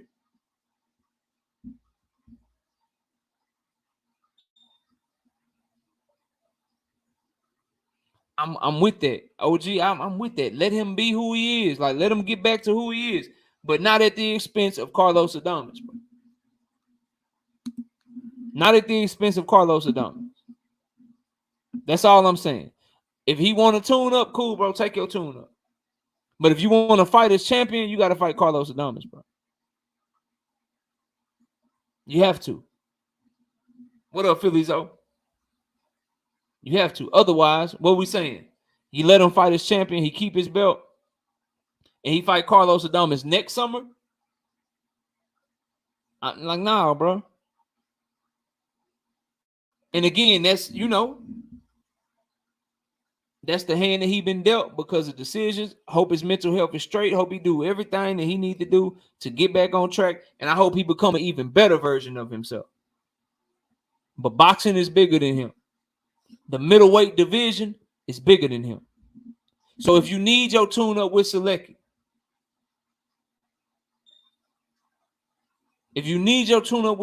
take your tune-up. But in the meantime, Carlos Adames be elevated to champion, and then you get a contract to fight him. You go ahead and say, after I get done with this, I'm coming to get my motherfucking belt back to be the 2-time middleweight champion of the world. But Carlos Adames shouldn't have to wait. Because what if he fights Selecki and then he ain't ready to fight Carlos Adames at the end of the year? What if he fights Selecki and it's a tougher fight? What if he fights Selecki and then there's an injury in his training camp or something else happened to him, and now the Carlos Adames opportunity get pushed back again, and he don't fight him at the end of the year? Then what we doing?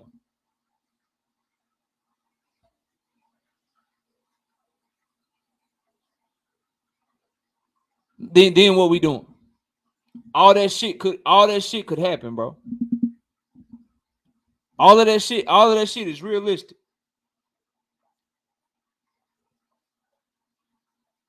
All of it. So we have to be fair to all the fighters, bro. We have to. And I think that it's only fair that coming back after 600 days, bro. Like, dog. I watched them strip Manny Pacquiao, bro. I watched them strip Manny Pacquiao.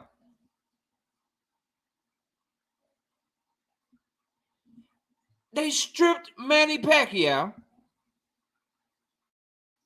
and made him have to fight Yordenis Ugas to get his belt back. Stripped the shit out of him, bro. You mean to tell me you stripped Manny Pacquiao, but Charlo get to keep his belt? I got you, BC. I got you. I'm going to let you up. No, bro. No. You do not. If you get to come back, if you come back, you got, and I ain't saying don't get a man no options. He's a champion, so he got options. WBC, Mauricio Suleiman, you tell him, look, champ, look, glad you okay. Glad you're going to be back in the ring. I know you're going to put on a great performance in June. But, man, you've been out the ring 600 days. So what we can do is, right, you got to fight Carlos Adames. He deserves his opportunity, right? If you ain't ready for him, if you need a tune-up, you go ahead and get your tune-up. We'll elevate Carlos Adames, and then when you're ready, after your tune-up, we'll order that he fights you for the WBC belt. But we can't hold up the division, champ. We want to give you that respect, though, of if you need a tune-up and you want to fight him, we will order the fight for you after your tune-up. But Carlos Adames, he done earned his opportunity. He's the WBC interim champion. He done did all this stuff. So you either got to fight him if you want to fight as champion, or if you want your tune-up, take your tune-up, and we'll just order the Adames fight after that. That's fair for everybody, dog.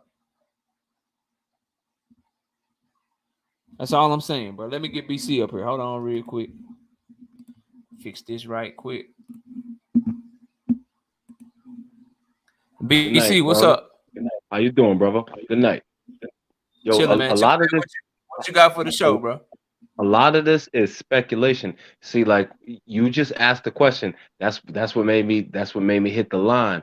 Like, why we don't see Jermall Charlo fight more than once a year? I mean, like I put in the chat. Like, my kids don't know my budget, bro.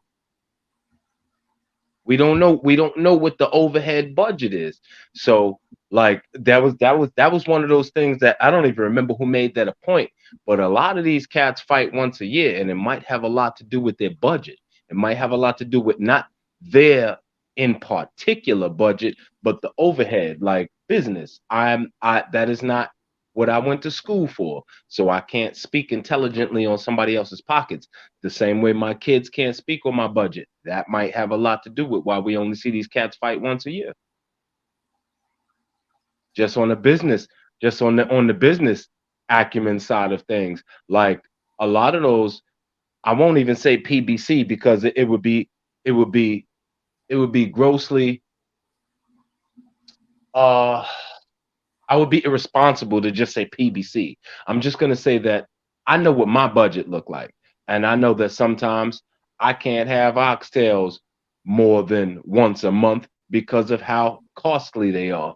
So maybe they can't have fights more than once a year because of everybody's purse and the venue and paying the undercards and all. It's a lot of money involved. It's a lot of crossing T's and dotting I's involved that we, as even those of us who are not casual, do not have the business acumen of the people that put those cards together to speak on. And we speak from a speculation side of things.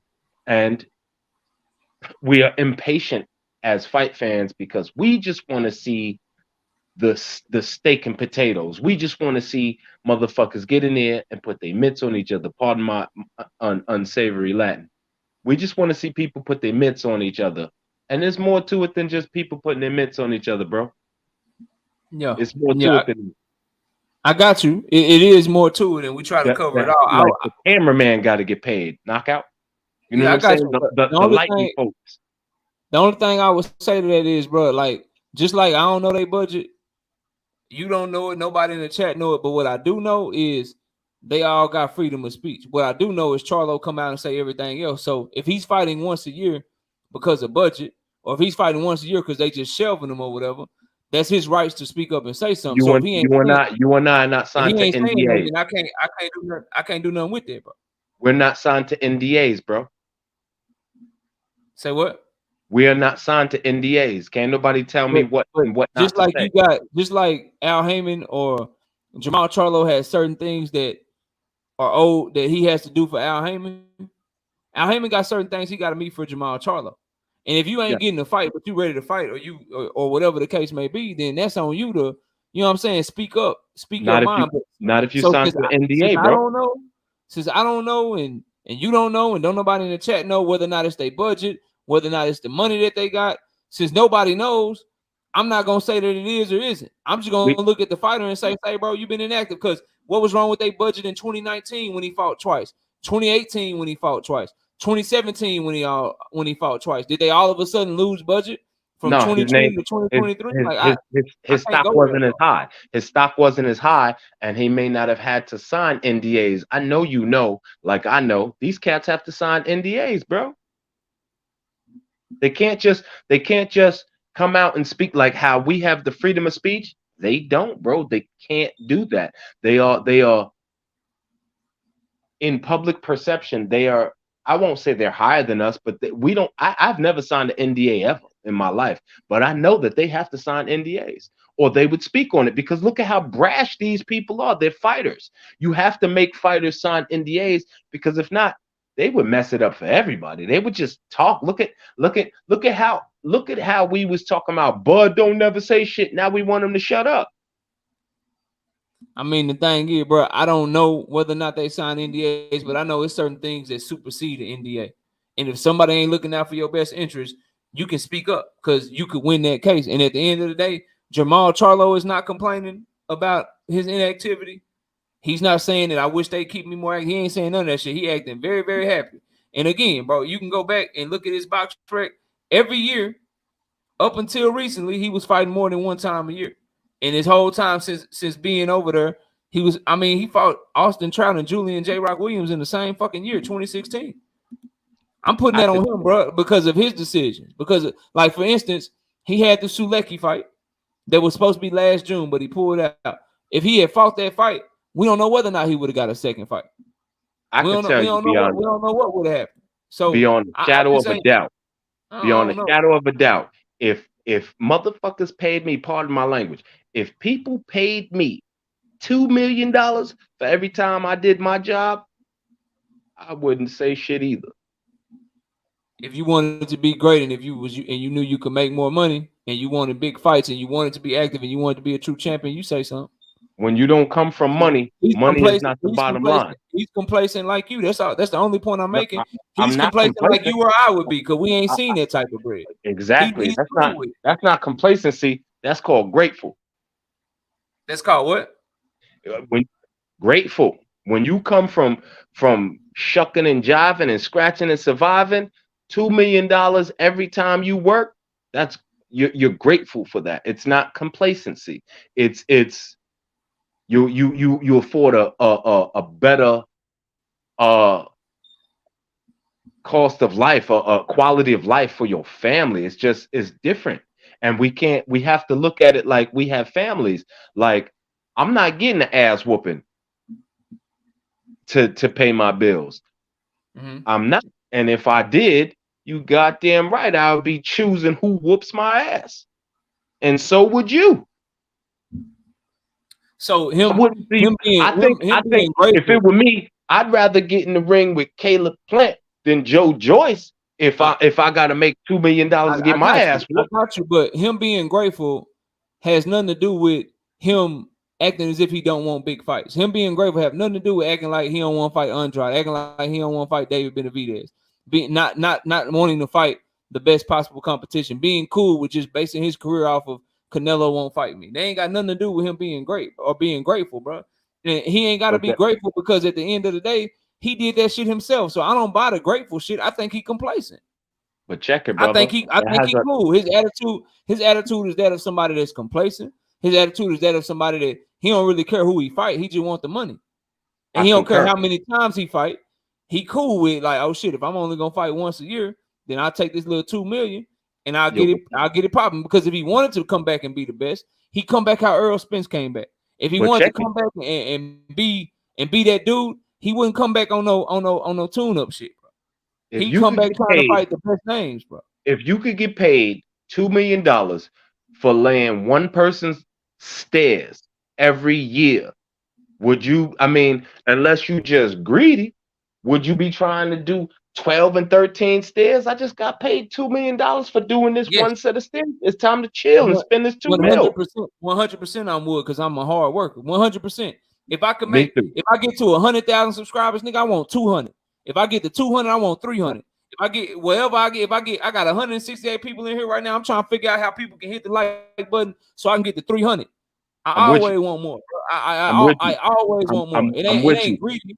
It's hard work. Everybody that I subscribe to, I send to somebody else. I am not a complacent cat either, but I also am the type of cat that knows my ceiling, and I also know when I'm going beyond what is actual, what I can do. And maybe the level of, maybe because they fight for a living, their egos have them such that they can't say, like, you ain't never gonna hear a fighter say they scared. So you agree with me that what you I outright agree with you. I just come from a different place. You just described him being complacent. So you agree with me? I don't look at it as complacency. I look at it like, I played ball, okay? And I know the wear and tear that ball took on my body. And there are games that you can get up for, and there are games that you can't get up for. And no matter what, I would never say it to the opposite team.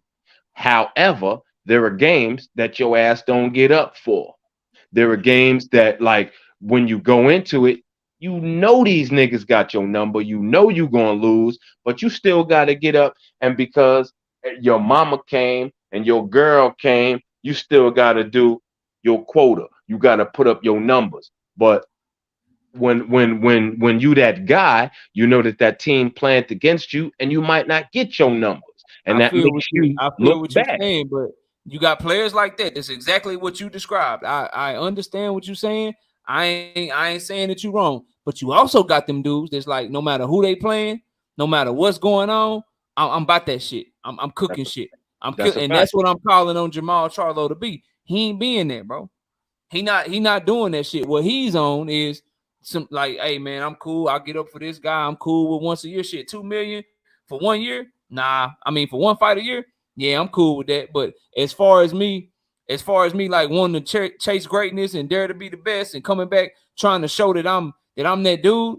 Nah, bro, that ain't fighting Sulecki or fighting anyone just to get a bag. Bro, that's But the same shit I'm on Crawford helmet for. I'm not with that but shit. show you that dude to who? Say what? Show you are that dude to who? For yourself. Some people want to show that they that dude for themselves. The great ones, they fight for themselves, bro. The great ones that's really about that shit, that's really trying to be great, they trying to be champion and shit. They trying to be remembered. They trying to go after shit so that they can prove something to themselves and just write they place in history. And I right agree. now, no one can make the argument that that's Jermall Charlo right now, bro. I agree. You can. Yo, listen, I'm like, honestly, I'm not even debating that with you. I agree with you wholeheartedly. I just have a different perspective of it because I'm not in there getting hit. I'm not pissing blood backstage. I'm not like it's a whole lot of different factors. And it's like, hey man, if that man can escape wealthy and with his faculties, he don't give a fuck what you think or what I think. Cool. And Salute I to you ain't mad at doing it. that. And I ain't So, mad at hey, it. and I'm not mad at him, but as a fight fan, I'm gonna say salute to you. You win in the game, you got your money, you But got step out, out. you got all your faculties, but you didn't chase greatness. You didn't try At to this go be stage, great. right. I agree with you Like, it's cool, wholeheartedly. you know what I'm talking about. But let me get to some other people. We got Hey, Rachel brother, in the building. thank you. Good night. All right, BC, take it easy, bro. You could stay up, but if you gotta go, that's cool too. No, Whatever. I'm gonna stay in the chat, but I'm getting off your line. All right, bro, take it easy, man. Hey, Rachel, knockout boxing. No, hey, how you I doing? actually clicked the link a lot earlier where, y'all were talking about like they come in, they get $2 million a year. I hate that fallacy. I hate that fallacy because of the fact that we have known numerous times that there are, sources say someone's making 10 mil. And we could talk about Cambosis that was supposed to be making 10 mil against his fight with Haney. And it came out that was 3.4. And that doesn't even include the sanctioning fees. That doesn't include if it's a co-promote, it doesn't include the management fees, the trainer fees, the cut fees, the camp fees, and all et cetera, et cetera. Like, we need to stop pretending that these guys walk away with that big of a bag. There's expenses, there's people that need to be paid, through that. And when you start Shit, cutting it down to an don't forget extent, about the taxes. yeah, and the taxes. And so it sounds pretty to have such a big bag, but literally these fighters a lot of times are coming home with 30-40% or what is quote unquote reported by God knows who. And I think that it's a fallacy that we need to point out. As far as the legacy thing that you guys are talking about, I completely agree with you. I think legacy at the end of the day, 20, 30, 50 years from now, there's the people are not going to give a shit how much you made. They're going to give a shit about who you fought. And I think sometimes right now we forget about that. Yeah, That money bag that's going to and take care real of your quick. family. I don't hate about that. Yeah, and real quick, like, and that's and shout out to your husband. And for those of y'all that don't know, this is Rachel Donaire, the wife of Nonito Donaire, multiple division champion, future Hall of Fame fighter. And that's why guys like Nonito, shoot, you can look at Lennox Lewis, you can look at all these fighters because they chase legacy and they chase greatness. Nonito can probably get a job anywhere that he wants, broadcasting boxing, be able to make money in the future because he chased legacy and people know him for that. And he's still able to make money, and he just had a dude duck him that should have fought him for a championship. But Maloney didn't want no smoke. You know what I'm talking about? Like, so that's why if you chase legacy, I believe the money gonna come to you. Because by chasing legacy, that No, means you're getting the biggest fight anyway. So the money gonna be there if you just try to go be great. It just is what it is, man. I mean, I agree. We're in just a different generation, and I think it's a dying breed of people that really wanted to chase legacy, and I don't hate like finding the bag. I don't hate on that at all. Um, but it's just when you get too many ducks in the sport, like it muddies the water, it dirties it all the time, and it kind of just leaves a sour taste for, because I'm a fan of boxing, right? Like before I even met Nonino, I was a fan of boxing. So to see this kind of stuff that's going on right now, and that same stupid narrative that we agreed to everything, and then but wait, there's still some more stuff that's going on. The Tank and Garcia thing, it's getting me sick. And honestly, I'm at the point where, we're 2 weeks out from when the fights actually signed, and when they're already freaking at the venue, and I know that they're actually going to fight, then I'll buy the pay-per-view. But until then, I'm tired of this switch and bait stuff that's going on right now. Yeah, and real quick before I go to Jimmy, talk to the people about this, because I've been trying to tell my audience, I've been telling people in videos, I've been telling people on live streams, simply winning a fight against a more popular A-side fighter does not make you the A-side. I gave him the Oscar De La Hoya, Shane Mosley example. I gave him the example of Anthony Joshua and Andy Ruiz. I gave him the example of what happened with Manny Pacquiao and Tim Bradley when Tim Bradley beat him the first time. And people were still arguing that what Oscar was asking for was something that was normal and something that happens in boxing all the time, to where you beat somebody and that automatically makes you the A-side, which isn't true. Can you, as somebody that's in the sport, somebody that's obviously works with Nonito as his manager and obviously his life partner, can you talk about that real quick, just that fallacy that people have about this A-side, B-side stuff, and that simply winning a fight doesn't make you an A-side? And if you disagree with me, then obviously say that too. But can you speak on that real quick? No, yeah, actually, you mirrored exactly what I said when I heard that Oscar was arguing that A side BS that he's arguing right now. The whole fact of the matter is that he's done it before, so it works for him. But now he's gonna go cry wolf. That, oh well, Tank shouldn't be the A side because if Ryan wins, he's the A side. You did it before. You fought Shane the exact same way when you were the A side. We forget that was a $15 to $4 million fight. And they did not want to give Shane 1.2 or 1.5 more than the first fight. That's all he wanted, is 1.5 more to sign up for the fight. But they wouldn't give that to him. They only gave him 500,000 extra. So I think it's funny that these things are written in stone. This is part of history. And sometimes, people choose to have short-term memory when it comes to what sides of the game that they played. And at this point, yes, it just because you won the second fight does not mean that you're the A side for a second. We've seen it time and time again. Freaking look at Kambosos versus Devin Haney. Devin had to go back to Australia. What kind of bullshit was that? He was short-sighted since day one. Kambosos still made more money than him. Exactly. So yeah, so we can't use, because we understand that Kambosos had a very big audience. The gate was like really big over there. In addition to, they had pay-per-view over there, and it wasn't pay-per-view over here. Okay, so the money was over there. That's fine. And Devin took the chance and signed his life to 2 fights, and he won on both sides, even though he wasn't the A side. That's the gamble that you take in this business.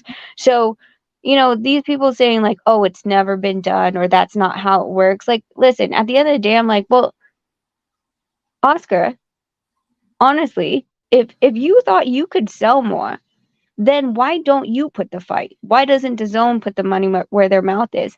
You're literally taking a risk of, PBC and Showtime to put the marketing dollars behind the very first fight and get that excitement for the very first fight. Of course, the second fight's going to be bigger, but they have already put their money and their investment into the branding name of Tank versus Garcia. Why wouldn't they want to capitalize on something that they grew from birth, and they took the risk on the very first fight to begin with? All facts. Jimmy, what's up with it, man? Salute, bro. I hope you're doing well. Shout out to Rachel and Nonito. Shout out to the chat. God bless everyone. Hope you guys are having a good day. Chilling, man. Just enjoying some boxing talk. What you got for the show, man? To be honest, I'll give you guys an example, right? Originally, before the fight fell apart, Tyson Fury and Anthony Joshua were in negotiations. This is before the Usyk fights happened, right? And the way the deal was structured, it was 50-50, and then the winner would get the bigger split. Anthony Joshua historically was doing 3, 4, even 5 times bigger numbers and purses and crowds than Tyson Fury. Wasn't even close. But in their contract, if Fury beat AJ, Fury would have became the A side. With Oscar, at that time, it was before my time, but I'm pretty sure Oscar De La Hoya was the biggest superstar in combat sports. So his A side clout was so much bigger than Mosley's that it was kind of like a non-issue. Joshua Ruiz, that was a voluntary, so the rematch was pre-discussed. But Ryan and Tank, these are two young guys that are neither of them are world champions, and both of them, I mean, they claim that they're bigger stars than each other. I feel like the gap, even though a lot of people say Tank is bigger or whatever, I don't think the gap is that big that if one of them wins, that the other side doesn't become bigger. Like if Ryan knocks Tank out, I can't see how Tank would become still be the biggest star over Ryan, right? And I mean, with Tank, I don't really see him as a level of a De La Hoya, a Mayweather, a Joshua. Like this is a guy that, depending on whose views you want to believe, can barely crack 100,000 pay-per-views. And I think Ryan is the biggest fight out there for him. Likewise, Tank is the biggest fight, and your A side muscle only works if you are appealing to the B side, right? So when Joseph Parker didn't want to fight in London, Joshua agreed that, okay, look, I'm making 20 times more money than you, but you know what, you're a champion and I need your belt, right? Or whether I need you for a big event, I'll move the fight to Cardiff. And in the rematch, you'll get, certain things that you want. So I feel like when you have a big fight, both sides have to slightly give up certain points because you can't have everything and make a big fight, right? That's never happened in the history of boxing. Mm-hmm. Well, You know what so also my didn't happen, bro? So let me. So a couple of things. The first thing you started off with, right? You started off Yeah, talking to me about AJ and Fury fight that didn't happen. yeah. So you're talking to me about some hypothetical shit that didn't even happen. I'm talking about fights that actually happened, that actually got put on. That's the one point. The other point is, who was telling you that it was going to be 50-50? Who was telling you that we did this and we did that? It was coming from the same people that told you that the fight was 95% done for like 4-5 months straight. It was coming In from terms them. of So to trust their word and to believe somebody that clearly misled you, clearly both parties, didn't have whatever done, and try to use that as an example, bro. You gotta come with something else. Talk to me if you're gonna use examples, right? Talk to me no, about it a was a fight that Deontay actually Wilder legal case.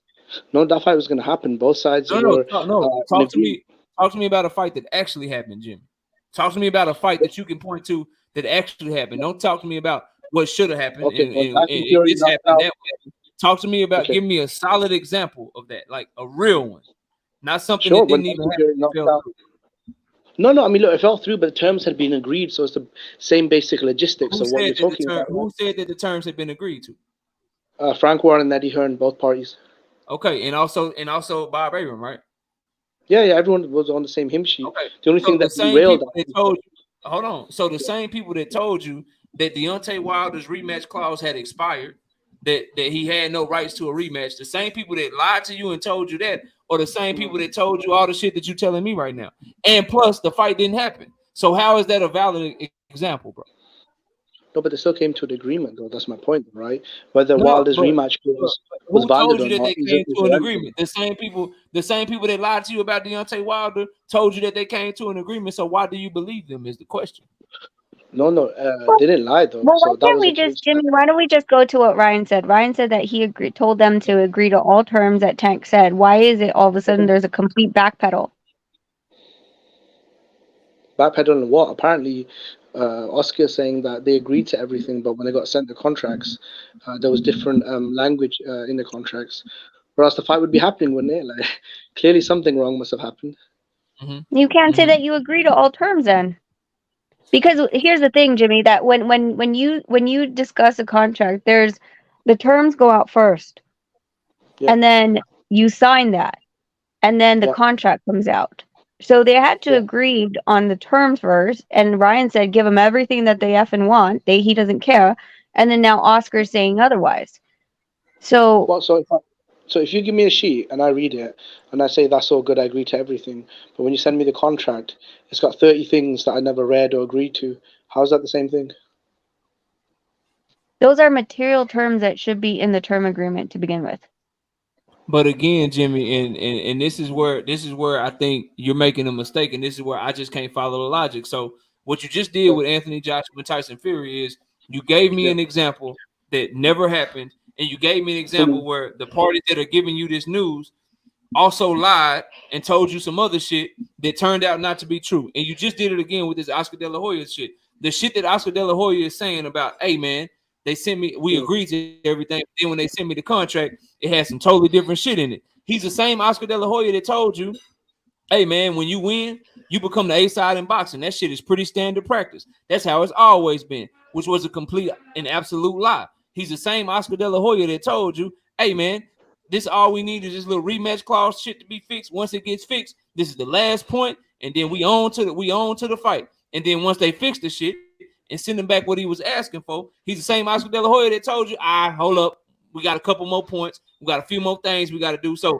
he's literally like lying to you at every turn, telling you shit that don't make no sense, and you coming up here using points based off of the words of a liar, bro. You just did it with Eddie Hearn and fucking Top Rank and Bob Arum, and you're doing it again with Oscar, saying that, hey man, he said that they sent him some shit that wasn't even in the contract. Okay, cool. You saying that, but you also told us that winning makes you the A side. You also told us that you only had one issue, but then when you got that issue fixed, now you're saying there's some more issues. So how do we discern, like, hey, I'm gonna use this as a talking point, knowing that he lied about all this other shit and it's been proven, but this talking point that I'm using right now, he was telling the truth on. Nah, bro, I can't. Wait, knockout boxing. He even said, Oscar even said, people keep leaking out the contract when he was the one that was leaking out the terms of the contract. Yes, he said, contrary to people leaking out the contract, when leaking out the stuff about the rematch clause, when he was the one that leaked out the shit about the rematch clause, bro. So all of these examples, they really ain't giving you no leg to stand on because you're using them from somebody that's already been proven to be a liar and be lying about the situation and be dishonest about the situation this whole time, bro. Like I can't. I don't know. Well, I'm not in the boardroom. Neither of us are, so I'm not sure who's lying about what, unless we're actually there and reading all the contracts. You know for a fact that he's lying about when you win. When a B-side fighter defeats an A-side fighter, that makes the B-side fighter the A-side. You know that that's a lie. Okay? Like that's a 100% lie. There's no argument there, Jimmy. None whatsoever. So that's one lie. Hold on, that's one lie. You can't name one fight that actually happened in the sport of boxing where that is the case. So that's point one. The second point would be the other lie was he said out of his own mouth, this is the only issue. There's only one issue, and it's this rematch clause to where if we win, we want to be the A side. That's what he said out of his own mouth. The reports are that they fixed that shit, sent it back to him where they would be the A side in the rematch, and then he said, hey, we got a couple of more points. That is another lie. If you had other points other than the rematch clause, why didn't you say that shit when you were complaining about the rematch clause? What it is, what Tank Davis haters and PBC haters don't want to admit, but what's really going on here is Oscar De La Hoya just playing the politics game. He's just playing the PR game. Let me try to find a way out of this fight for my fighter because I don't want this fight for my fighter, and I'm gonna make it look like I'm trying to negotiate, and I'm gonna keep asking for shit and asking for shit and asking for shit until PBC finally says that's enough and walks away, and then I can paint it on them and make them look like a duck. He is not behaving like a person that wants to fight, bro. That's not like that's irrefutable. Wait, Jimmy, before you say something, let me give you an example. Oscar De La Hoya, when in 2013, said that he sent over a contract for Nonito to fight Abner Mares for $3 million. That contract was never freaking sent. I never saw it. It never came. It was bullshit from the get. Nonito wanted to fight Abner Mares. We never saw a $3 million contract. But yet it was all over the internet because Oscar said he had sent that shit. So I'm inclined to believe that we're using social media to paint someone as a duck when they actually aren't. Go ahead My and thing is this, respond. Go ahead and respond, yeah. Jimmy. Then we'll get to Terrence Best video. Go ahead, bro. Can And I, just real quick, Terrence, you gotta mute yourself. You got us in the background, bro. Turn off your YouTube and just listen on the stream yard, bro. see, my thing was this though. For me personally, I think that Ryan and Tank Davis, they're on similar levels. Like Tank Davis, yeah, you could give the edge to, and that's why he's having everything he wants, right? One-way rematch clause, the first fight on their network, etc., etc. But this whole A-side clout and muscle, Tank Davis isn't a world champion. And his last pay-per-view was those numbers aren't even worth mentioning.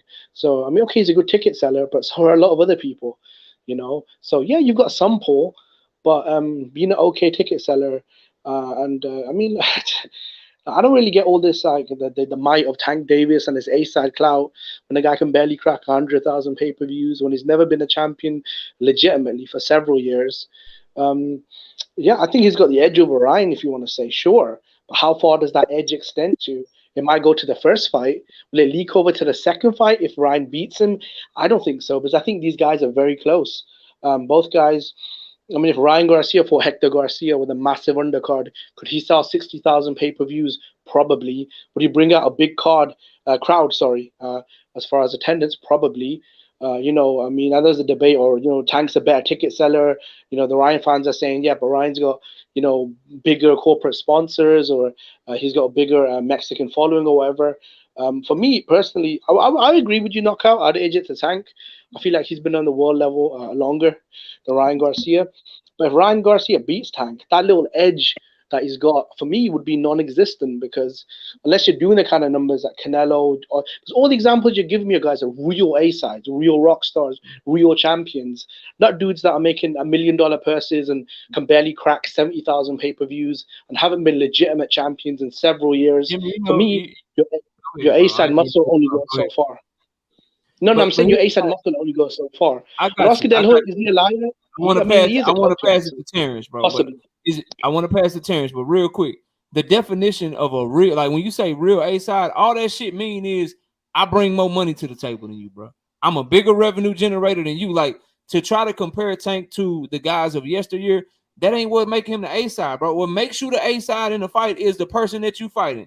When I put your revenue that you generate up against the guy that you fighting, if you generate more revenue, then you the A-side. Now, I don't know what Tank and Ryan will sell. I don't know what they'll sell. If you think they'll do 400,000, 200,000, $1 million, I don't know. All I know is this, that whatever live gate they do, whatever pay-per-view numbers they do, that's going to be great for Ryan. But what it's also going to do is be great for Tank. And then you would have, and it would be Ryan's very first time on pay-per-view. But then you would also have to add up the live gate that Tank just did in DC, with the live gates he did in Atlanta, with the live gate he did in LA, with the record that he broke in the Barclays, all the other pay-per-views that he done. So no matter what happens in this fight, bro, based solely on the numbers that these two fighters have generated with their revenue, when you add up their live gates and you add up their pay-per-views, I don't care how many they sell, bro. I don't care what happens. Based on the numbers and based on the facts, Tank will still have generated millions of, like, not thousands, not hundreds of thousands, millions of more dollars at the live gate and in pay-per-view revenue than Ryan Garcia. Not my opinion, right?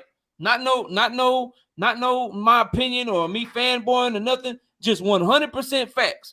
However many they sell, whatever live gate they do, Tank Davis will have still generated at the end of that fight. If Tank Davis get knocked out in the first motherfucking round, bro, the second round, if Ryan Garcia boxes his head off his shoulders for 12 rounds straight and Tank Davis don't win a round, if any of that shit happens, Tank Davis will still have generated millions, bro, not thousands, millions of more dollars than Ryan Garcia has in revenue when it comes to this boxing shit. So with those facts, bro, at the end of the day, I don't want what belongs to Jimmy. I don't want what belongs to Rachel. I don't want what belongs to Terrence Best videos.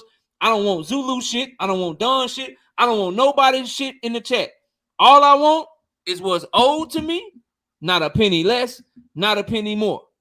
And Tank Davis is the clear A-side, win, lose, or draw in this fight, bro, no matter how you slice it or how you try to dice it. Terrence Best videos, what's up with you, bro? Welcome back to the show. What you got for the channel, man? Thank you.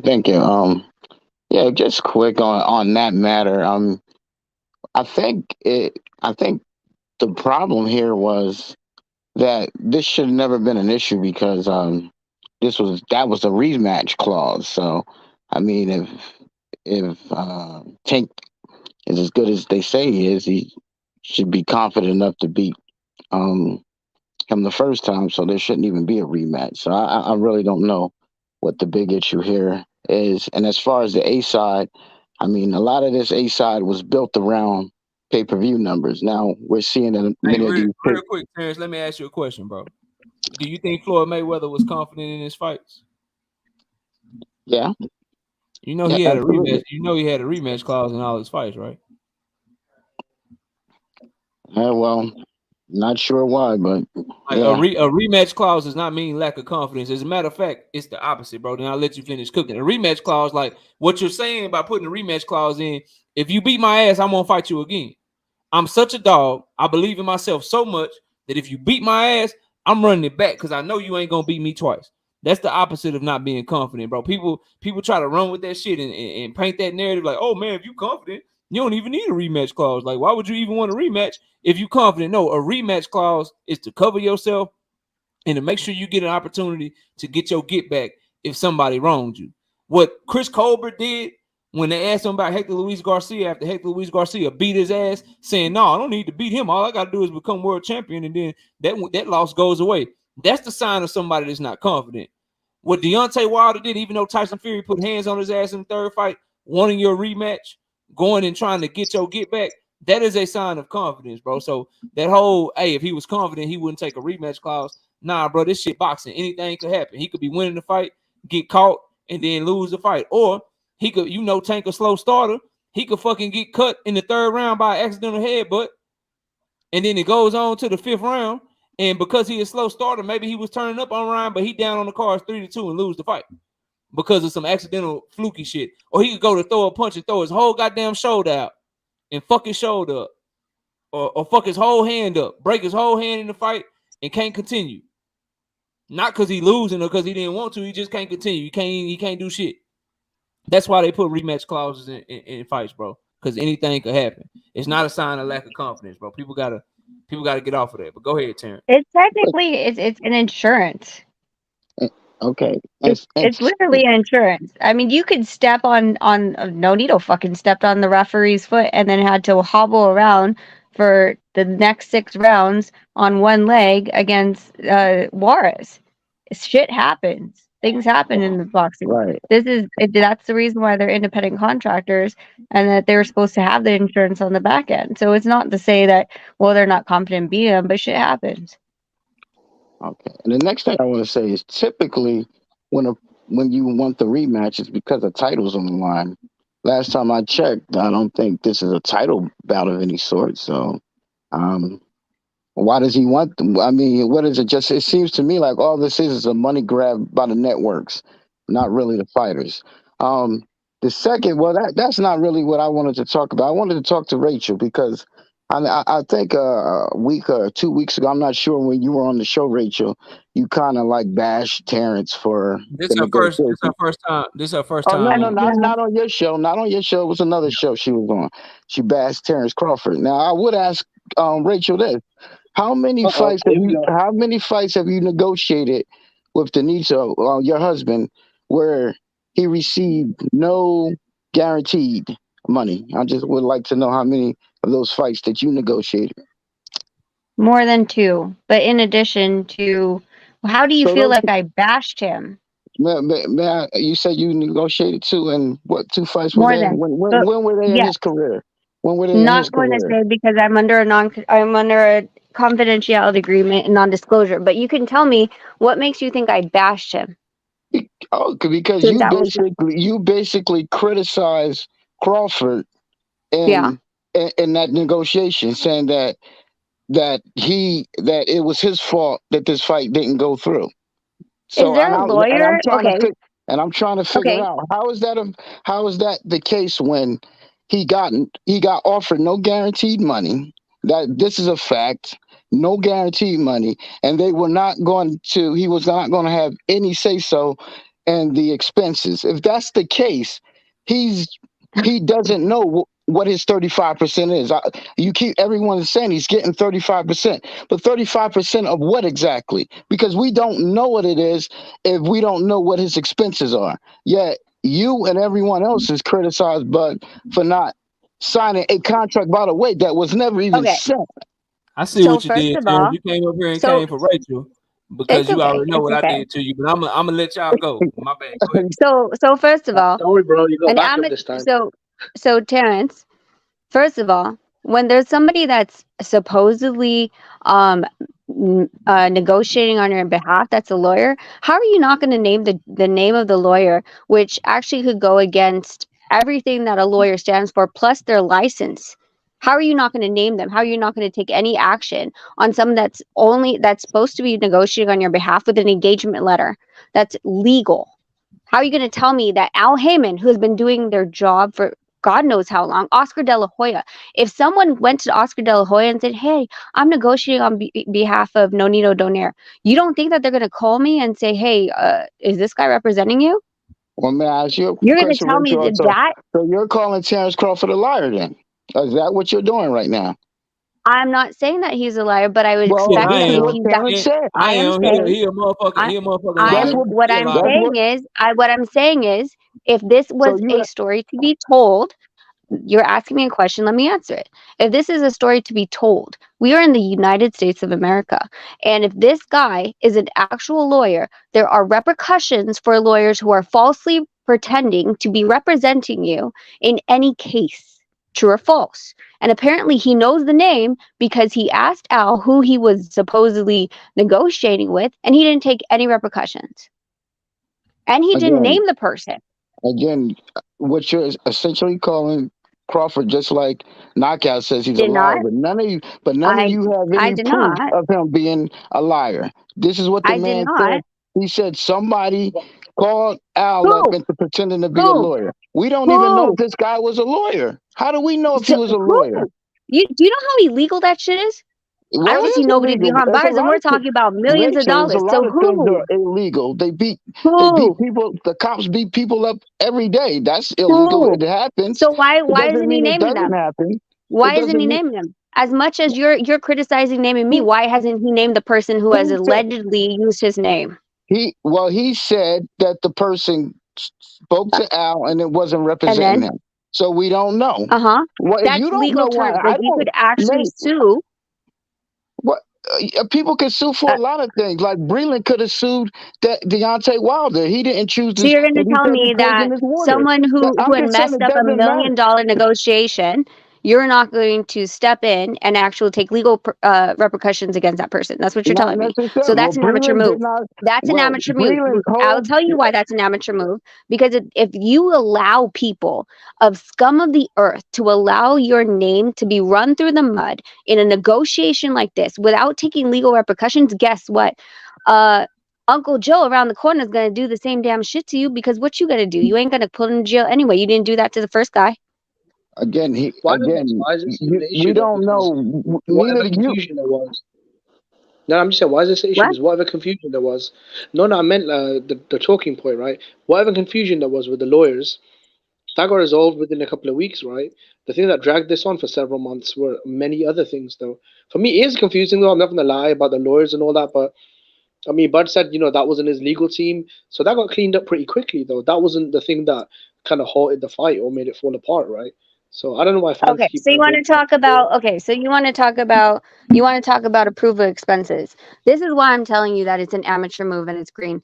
If you didn't want someone to have complete control and say, "Hey, I spent 90% of everything that we were supposed to do and now you only get 10%." What you do is you negotiate back and you say, "I only want 10% of the budget to be spent on X." Because of the fact, and I will tell you this, if we were to be on that card because it's an Al Heyman card, PBC, Richard Schaefer works with them, you have no fucking right to look at Nonito Donaire's contract. You have no right to kick him off the card at all.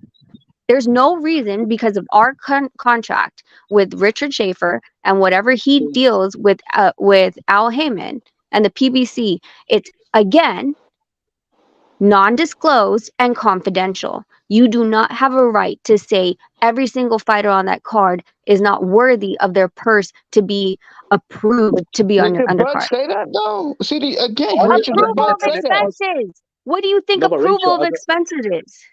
Did but he say Rachel, What do you think approval that of is? every single expense? Oh, now we're as an playing independent semantics. You're contractor. gonna put in. He didn't say single, did he? He said So approve of did he expenses. did he say every single Y'all expense, might want to Richard? come Oh, together and try to he double did check not say y'all single, so now you're putting out in words that he didn't Well, say. You're trying to save him. He you're said putting words approval in of his mouth. expenses. Again, he I said did not. expenses. He said He didn't approval say of all expenses. expenses. Approval Of of course, there's certain expenses. expenses that he's Approval I'll give you of of example. course there's expenses. certain expenses that he's not going to have a say so in, like the So TV network. let me Like make sure. Let me make sure I'm clear, Terrence. So he yeah, only meant approval of some of the expenses. exactly. Not every expense. Oh, okay. Did you ask All him? right. All right. like So, you so had. how come you can infer what he meant? Like you got a Bud Crawford mind reader, like No, stuck to I your get head. it. So you can Because infer that shit, but can't nobody infer that he a lying ass because dude. Rachel ain't gonna Ben say said it never because he in lied. the business, but that dude be lying and shit, bro. Like he literally told you y'all, bro, have out his own mouth. He knockout. You told us have that no Al proof Heyman he was. ever Hold lied. on, bro. He Knockout. told No us that proof he Al ever Heyman. Hold lied. on, bro. Let me finish. All right, He go told ahead. us that Al Heyman was stupid enough to negotiate with a lawyer that wasn't even part of Team Crawford. The same Al Heyman that been doing this business for all these years was dumb enough to call some lawyer up that didn't even recognize, that didn't even represent Bud Crawford. The same Al Heyman that Bud Crawford himself said got his number and he got Al's number. What the same Bud Crawford that was willing to continue to negotiate with somebody that did that bullshit. Y'all believe that shit? What does that mean? Y'all Though? really believe that shit happened? Yes, I do believe it. No, but Knockout. I'm saying, what To does that answer mean, your though? question, yes, Why? I do believe it. Why? Because he's not lying. What do you got the reason to lie for? This man's been What did he? chasing this. Okay, He's been okay. I'm gonna chasing give you a Al for reason. 5 I'm gonna years. give you a reason. You What's asked, Bud what does gonna he lie have a for? reason to lie for? I'm gonna give Bud you a ain't got reason. no reason to lie. His reason He to ain't lie got no is reason to he don't lie. want to look like no duck. He That's ain't his no reason. duck. Come on, but you saw the What video happens when That's he his was in that reason. man. He looked in that man's Knockout, eyes.